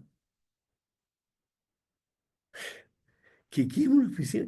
Ha habido oficinas de impuestos internos que se han quemado, Curiosamente. aparentemente por motivos que nunca quedan muy claros. Pero ahora sabemos. Bueno, acá tenemos un caso, ¿Ah? hay muchos casos, uno Mucho. muy famoso, el anterior secretario de Seguridad Pública, que fue ahora condenado, o está en juicio en Nueva York por favorecer al grupo de narcotraficantes del Claro, Chapo claro, Guzmán. Era claro. el secretario de Defensa, bueno, no secretario de Defensa, de seguridad. Seguridad Pública. Fíjate, sí, es que te digo, Era un parásito. esos Es son un los buen parásitos, ejemplo de un esos parásito. son los parásitos, claro, claro. Porque van Y, a- y el parásito te corrompe todo, te fijas, porque no es solamente que el parásito haga algo y que tú puedas llegar y sacarlo y se acabó. Corrompen eso. Perdón, tú querías decir algo. Es como esa prolongación, porque ahora García Puig, que también queda como secretario, es parte del equipo, ¿no? Entonces, ¿ves cómo sigue esa Exacto, cuestión exacto, parasitaria? exacto. Entra un gobierno supuestamente de izquierda a México, pero que es igual que los anteriores, ¿no? O sea, pero su oposición le maneja, que es vamos a hacer como nos vamos a volver comunistas, socialistas y no sé qué, pero no cambia nada, ¿no? O sea, tú ves los ricos en el sexenio de Andrés Manuel se volvieron, triplicaron su fortuna, ¿no? Como el dueño de Telmex, Slim, ¿no? Carlos Exacto, Slim. exacto. Entonces, y luego de eso, ves como por otro lado la cuestión del narcotráfico, ¿no? Este parásito y esta cuestión simbiótica entre el narcotráfico que empieza a controlar municipios y estados completos, donde se tiene que pagar derecho de piso como un impuesto para tu seguridad, Claro, alguno de los dos sobra, ¿no? O es el gobierno claro, o claro, es el narcotráfico, porque a claro, los dos les tienes que pagar, claro. uno pagas impuestos, otros pagas derecho de piso. claro, Entonces ahí, y el que no recibe nada a cambio es el pueblo, ¿no? Es la gente. claro. Uno de los dos queda. Sin embargo, cuando se empiezan a mezclar, ¿no? Desde antes de García Luna, ¿no? Porque todo se empieza más o menos desde Carlos Salinas, llega con Cedillo, con Fox, con Calderón, con Peña Nieto y continúa con Andrés Manuel, ¿no? Es un cáncer, una serie de parásitos terribles. Pero ¿qué se tiene que hacer? ¿No? O sea, es como volver a cuestionar. Claro, Ahora exacto. hablabas de las exacto. manifestaciones de hace rato, pero cuando empieza Facebook, Instagram, todos estos, pues son parte de, ¿no? Y yo me acordé cuando estábamos hablando de ¿Puedes eso, me comer un acordé poquito de Sí, claro. ¿Caliente? Sí. de los que Oh, protestaban, tibia, por da lo ejemplo, mismo. en Hong Kong, ¿no? De Hong Kong, en China antes de la pandemia, ¿Mm? que ya no estaban usando Facebook ni todo esto, sino empezaban a usar Tinder y otras aplicaciones, empezaron a crear las propias, desde Bluetooth, no, ya ni siquiera usaban internet, sino que usaban el Bluetooth a cierta región para poderse organizar, Claro, ¿no? Y que viene la pandemia y apagó absolutamente todas las revueltas, claro, que claro, según hay claro. algunos franceses que dicen que pueden volver a venir, estas Pero claro, revueltas, claro, estas cosas, claro, claro. yo no creo que vuelvan, ¿no? Están las protestas en contra de lo que está pasando en Palestina. Sin embargo, todos los gobiernos la están reprimiendo. Claro. Todos, no hay uno que no, Claro, claro. que no lo esté haciendo. Claro, y eso demuestra precisamente que ya esos gobiernos, ya esos sistemas judiciales no sirven. Nosotros a mí me tocó hace 2 años atrás o 3 años atrás, me pidieron que hiciera un diagnóstico a la cultura muchísimas gracias. Está muy caliente. Gracias. La cultura de las organizaciones, no, con eso está bien, muchas gracias. La cultura de la organización Poder Judicial. Estudiamos todo el Poder Judicial y sacamos cosas muy interesantes, pero una de las cosas claras y que continúa, ¿no es cierto?, es la corrupción que tiene el sistema judicial. Es una cosa terrible, o sea, a nivel no estoy hablando a nivel de jueces, a nivel de ministro de la Corte Suprema. Y de ahí para abajo. O sea, hay una corrupción brutal. Por lo tanto, esta nueva sociedad que está ahora que está mostrando cómo la antigua ya no sirve, bueno, y que todavía no se ha instalado, entonces no sabemos cuál va a ser, ¿no es cierto?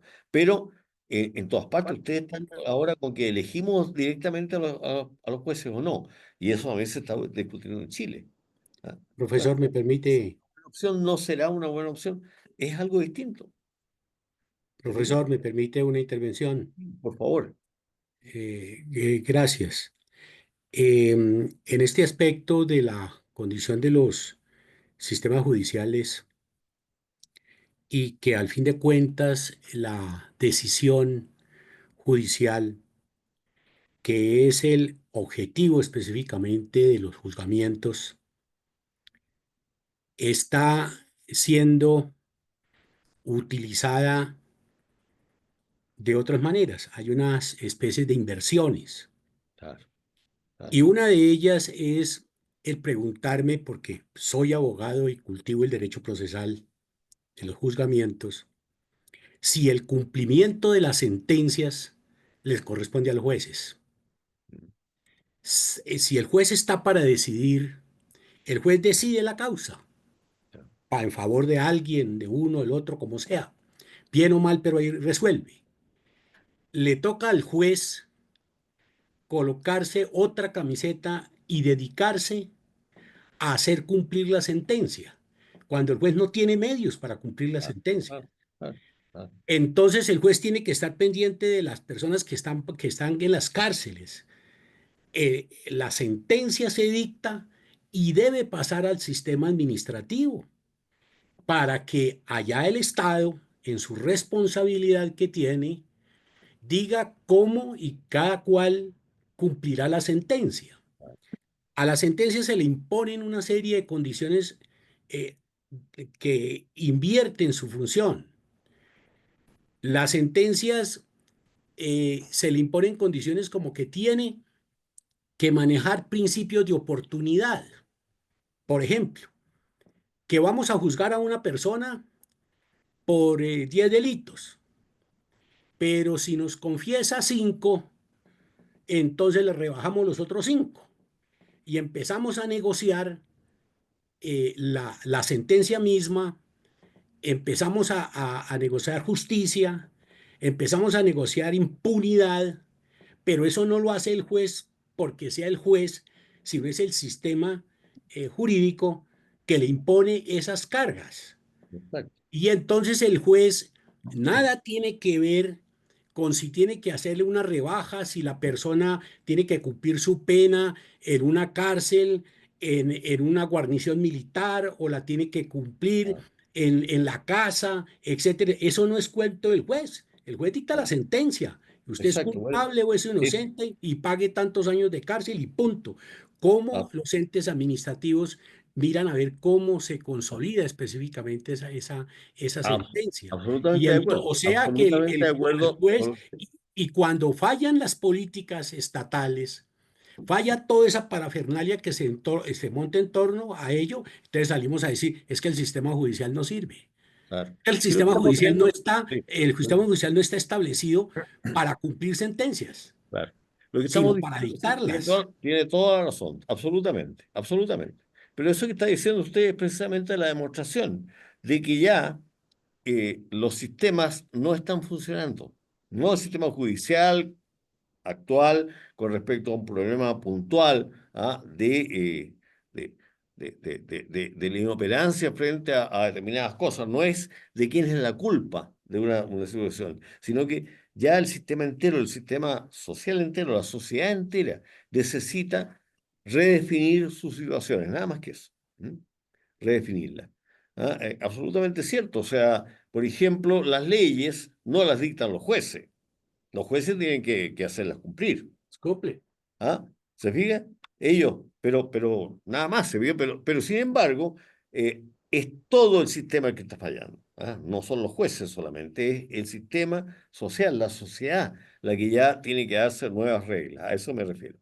Bueno, eh, bueno, este personaje, fíjense ustedes que ha intervenido incluso en el nombramiento de miembros del Poder Judicial, de ministro. de la Corte Suprema, él, este abogado, que era un abogado muy reputado, pero ahora sabemos que es muy reputado porque eh, tenía una red de corrupción muy amplia, que todavía no se descubre toda su extensión. Bueno, el parásito, ¿no es cierto?, lo que hace es insertarse, ¿no es cierto?, influye decisivamente en todos los nombramientos y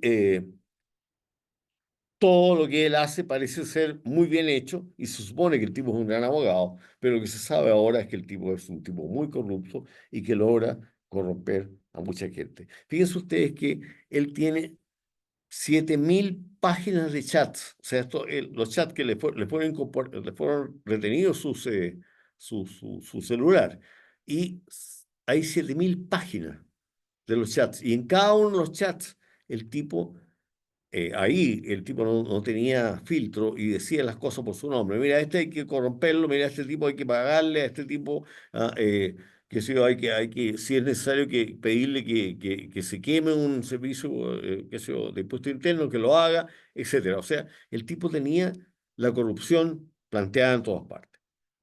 Bueno, vamos a hablar ahora del tema de organización. Les quería mostrar solamente el contexto en que se dan las organizaciones. Las organizaciones están cambiando radicalmente, pero están cambiando no porque tengan que cambiar en sí, sino que porque, la sociedad entera está cambiando.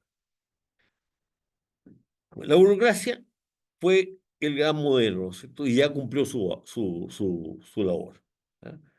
La burocracia cambió a la sociedad, ¿no es cierto?, a la faz del mundo, ¿no es cierto?, en alrededor de 2 siglos. El siglo XX y el siglo XIX son los siglos de la burocracia, y en esos 2 siglos cambió todo, y por eso es lo que le decía yo hace un rato, que nuestra sociedad es la mejor y la peor de todas las anteriores, porque fueron los sistemas burocráticos los que hicieron la sociedad moderna. La sociedad moderna ocurrió gracias a la organización, y todas estas organizaciones estaban organizadas según un modelo burocrático. Eh, pero el tema de este modelo burocrático es que consistía en un modo de comunicación.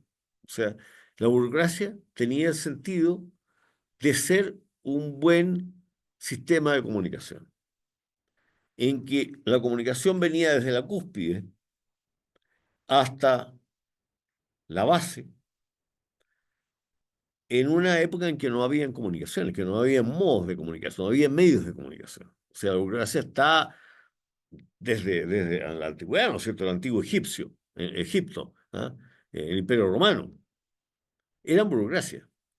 Burocracia es en que la orden, por ejemplo, del emperador en Roma, tenía que llegar para ser cumplida en Israel, Asia Menor, y en Galia.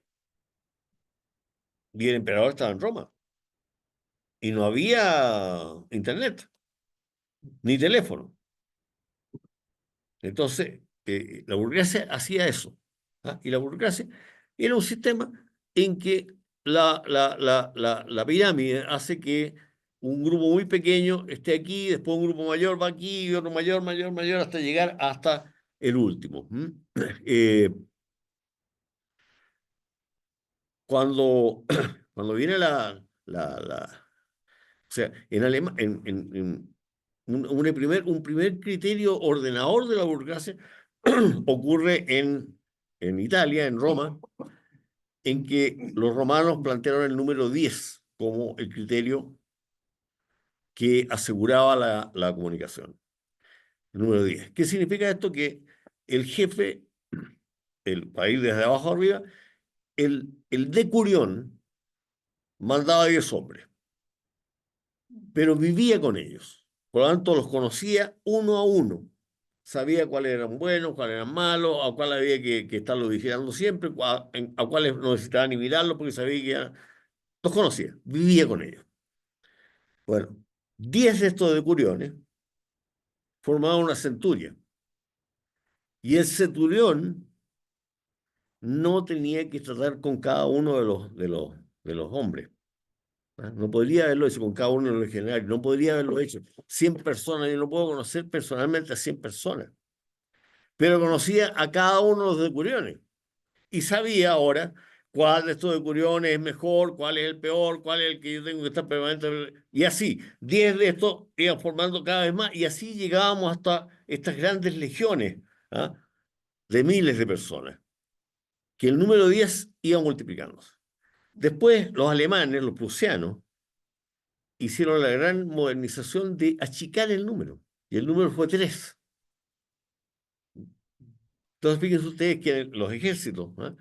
Los ejércitos modernos, el cabo, que equivale al decurión, maneja 10 hombres, es el único, pero vive con ellos. Y después, 3 de estos cabos responden a un teniente, y el teniente se entiende con ellos, con estos 3, no se entiende con los 30 hombres. Y 3 de estos tenientes fueron una compañía. Y el capitán que está a cargo no se enfrenta a estos 100 hombres, ¿no es cierto?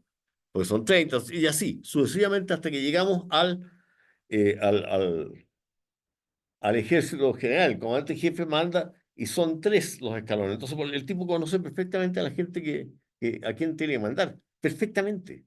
Habla con ellos directamente, lo conocen, hombre a hombre. Entonces, por eso fue tan efectiva la burocracia.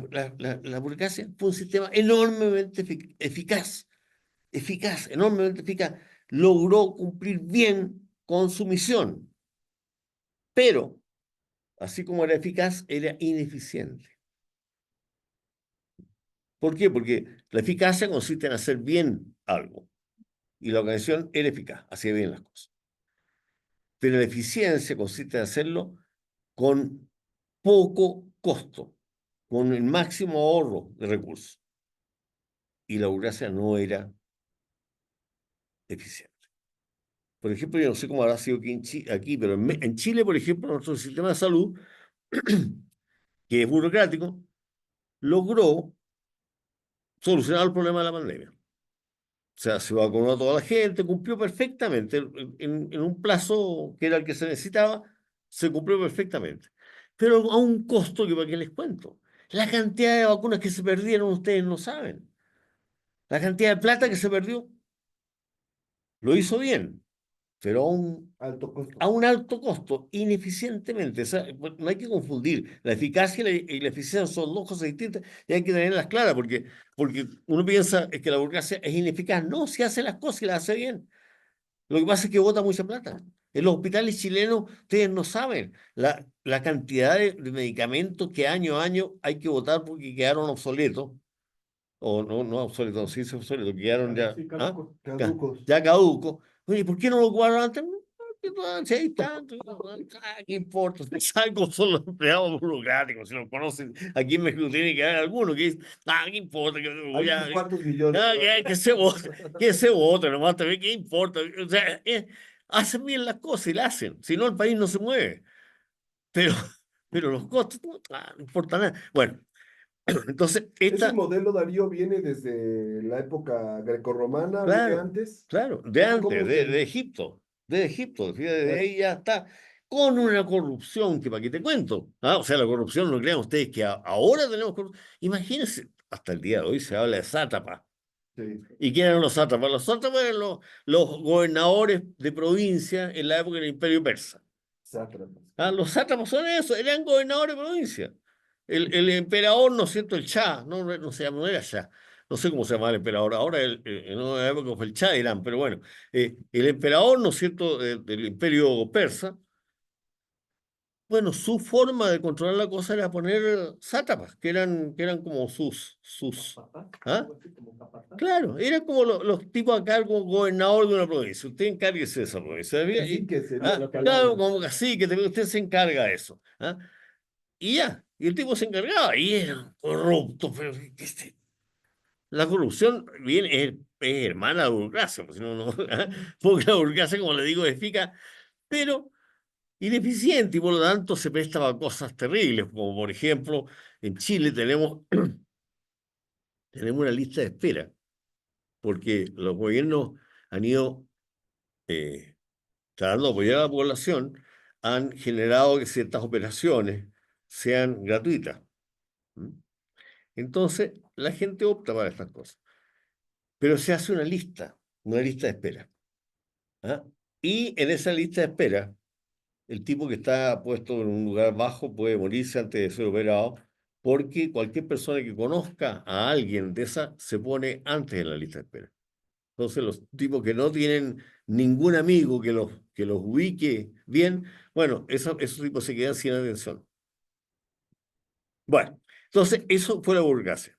Pero ¿qué pasa? Que la burocracia además tenía, nada más que por el hecho que era necesario que fueran cada vez menos los que estaban arriba, había que pagarle un poco más, y entonces eso hizo que se transformara en un mecanismo de ascenso social. No estaba pensado que así fuera, pero se transformó en eso. Y entonces el sueño de de toda la gente era que mi hijo haga una buena carrera. ¿Han escuchado ustedes eso, no? Que haga una buena carrera. ¿Y qué significa hacer una buena carrera? Partir en un escalón bajo y llegar al puesto más alto. ¿Ah? Eso es hacer una buena carrera. ¿Dónde? Adentro de la misma empresa, de la misma organización, del mismo servicio público. ¿Ah? Hacer una buena carrera. Bueno, y esto le dio una enorme legitimidad social a la burocracia en el siglo XX. ¿Ah? Y el siglo XX fue, en todo el mundo, un siglo de funcionarios burocráticos. Pero el sueño de ellos, como el mundo estaba cambiando, era que sus hijos tuvieran un cartón universitario. Un cartón universitario, un título. ¿Ah? Claro, o sea, eso empezó a ser, claro, ¿ah? ¿Lo conocen o no? Claro, o sea, mira, y los papás decían ahora, mira viejo, al hijo, mira viejo, yo no tengo fortuna, pero me he sacado los lomos por darte una educación. Ahora tú vas a poder mantenerte.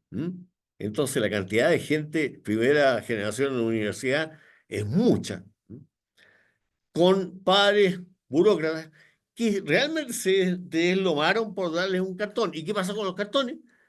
Que se depreciaron. Yo hoy día uno encuentra gente que maneja taxi y que son psicólogos diplomados.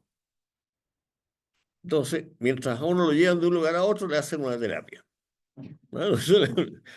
¿Cuál es su problema? Dice el taxista. No, pero dígame que nunca lo ha atendido un psicólogo. ¿Ah? Ah, bueno, ahora, hablando de la burocracia, ¿de dónde viene la burocracia? La burocracia, Max Weber la estudió claramente, ¿no es cierto? Él decía, la burocracia es un modelo de racionalizar la organización. Max Weber lo que hace es estudiar la sociedad y entiende que la sociedad moderna ha sufrido o ha surgido a través de un proceso de racionalización.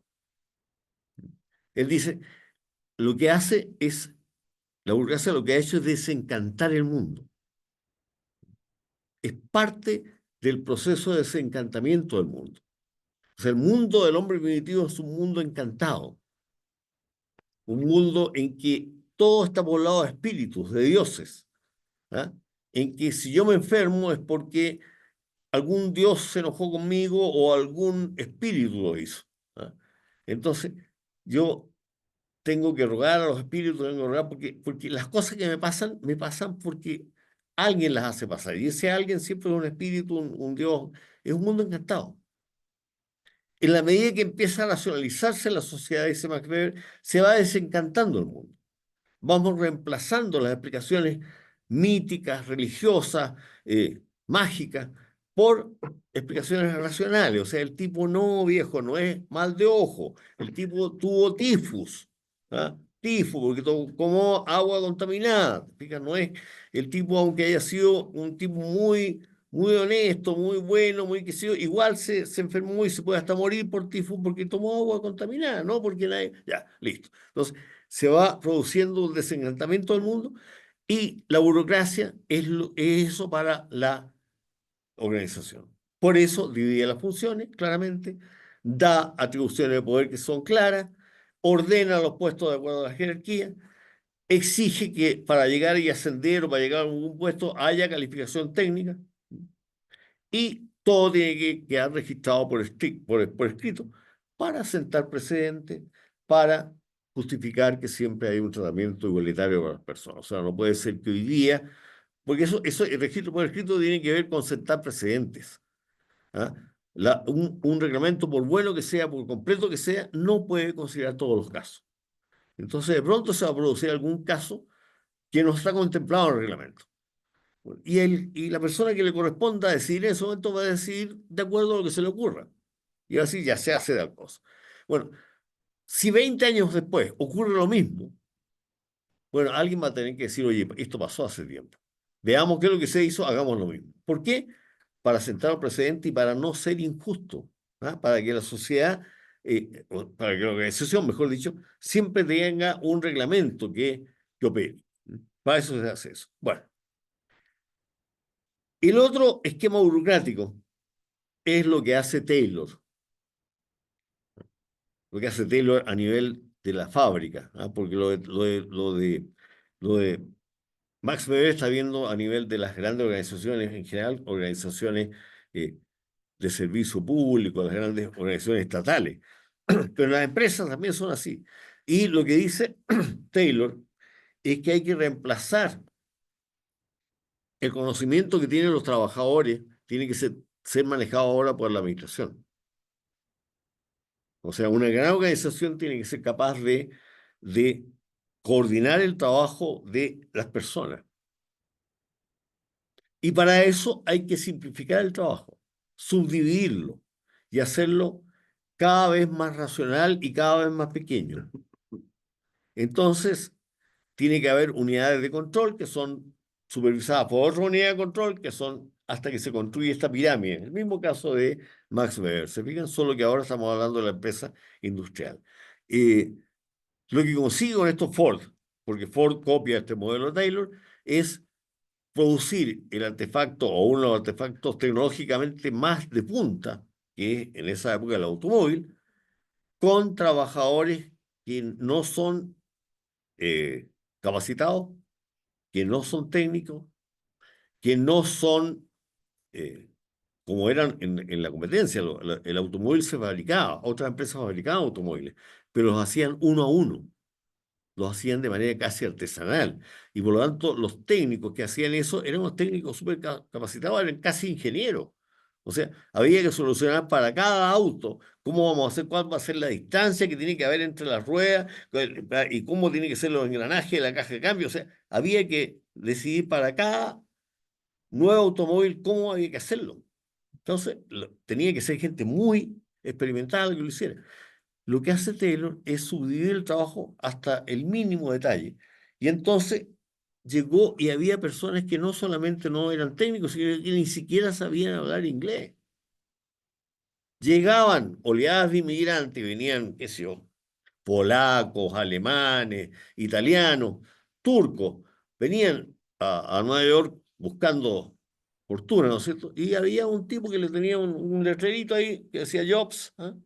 Pega, trabajo, y el tipo los llevaba a una parte y en esa parte los tomaba y los llevaba a la fábrica de Ford, y en la fábrica de Ford los tomaba el capataz, ¿no es cierto? El capataz lo llegaba y lo ponía frente a la máquina, y él mismo, el capataz, llegaba y apretaba, ¿no es cierto?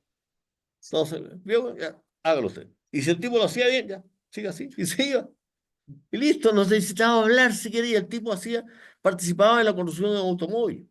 Entonces, bueno, esta cosa tuvo tanto éxito que se produjo una producción masiva, no solamente a nivel de la empresa, sino que a nivel de todas las organizaciones. ¿Verdad? Todos copiaron ese modelo. Y por eso que empezaron a bajar los precios y empezaron a haber productos al alcance de todos. Pero el costo era que eran todos iguales. El automóvil de antes de Ford era único y solamente la gente más rica podía tener. Con Ford, el automóvil fue barato y toda la gente de clase media podía tener un automóvil, pero era idéntico al del lado. Pero como esto se hizo en todas las empresas, bueno, resultó que en el siglo XX la gente empezó a aceptar toda vestida igual. ¿Cómo hace uno para comprarse algo? Uno va a una tienda y le venden una de miles de camisas iguales y una chaqueta de miles de chaquetas iguales, ¿no? Entonces, y uno se compra una casa como las casas de todos, ¿ah? y ve televisión en un televisor igual a todos los demás, y ve en esa época la televisión que está ahí.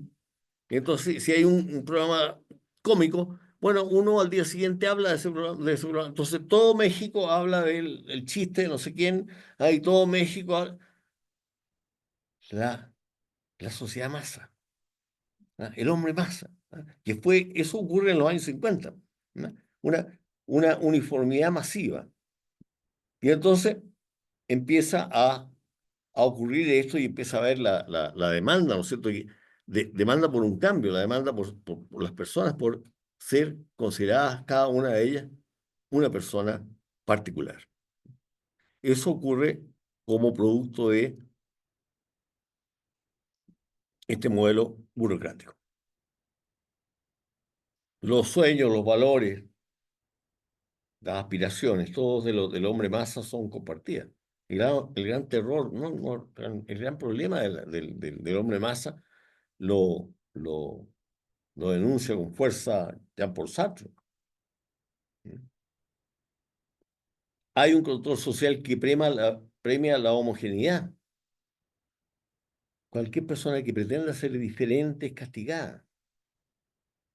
Se castiga brutalmente lo diverso. No se puede tener ideas distintas. Hay que ser masivo. Incluso las cosas que son valoradas son también normalizadas.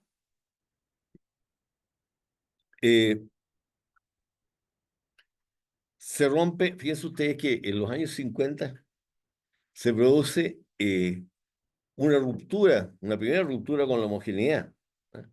Se produce lo que se llamó estos rebeldes sin causa, ¿de acuerdo usted? Claro. ¿Mm? Estimado Darío, fíjate Sí. que ya son las 4 Sí, y algunos tienen que dar clase y a lo mejor tenemos que ahorita ir Ya son despidiéndonos de la primera sesión. ya. No sé si quieras comentar algo para cerrar y No. recordándole a las personas Sí. que A mí me gustaría, si hay más preguntas, en todo caso mañana vamos a seguir, entonces, yo creo que sí, podemos arrancar mañana con preguntas y comentarios. ya. No sé si alguien en línea quiera preguntar o saludar al doctor Darío antes de desconectarnos el día de hoy, pero en la primera sesión de este curso corto. Adelante, quien guste puede tomar la palabra ahí de los que están en línea. Carlos, estimado Carlos Sedano. Bueno, Mire, felicitaciones a Samuel y a Hola. Darío por Hola, tan Carlos. excelente curso. Hola. ¿Cómo estás? Excelente, muy bien, muy Qué contento de bueno. escuchar este primer curso inicial para debatir sobre sociología organizacional. Creo que hay Muchas muchísimos gracias. puntos que tocar. Gracias. Muchas gracias, Carlos. Encantado de saludarte. Gracias, pues vamos a cumplir entonces con el horario, son las 4 de la tarde, terminamos la sesión 1, mañana los esperamos en la sesión 2, les mandamos un saludo, un abrazo. Mañana nos vemos en esta misma liga, gracias César, hasta luego don Héctor, Eder, todos los compañeros que están ahí, compañeras que están conectadas. Muchas gracias, vamos a terminar la sesión de hoy y mañana nos vemos a las 2 de la tarde también. Saludos a todos y buena tarde, gracias. Adiós. Buena tarde, muchas gracias Hasta a luego, todos. hasta luego. Gracias. Max, saludos, Igual, igual. un abrazo, hasta luego.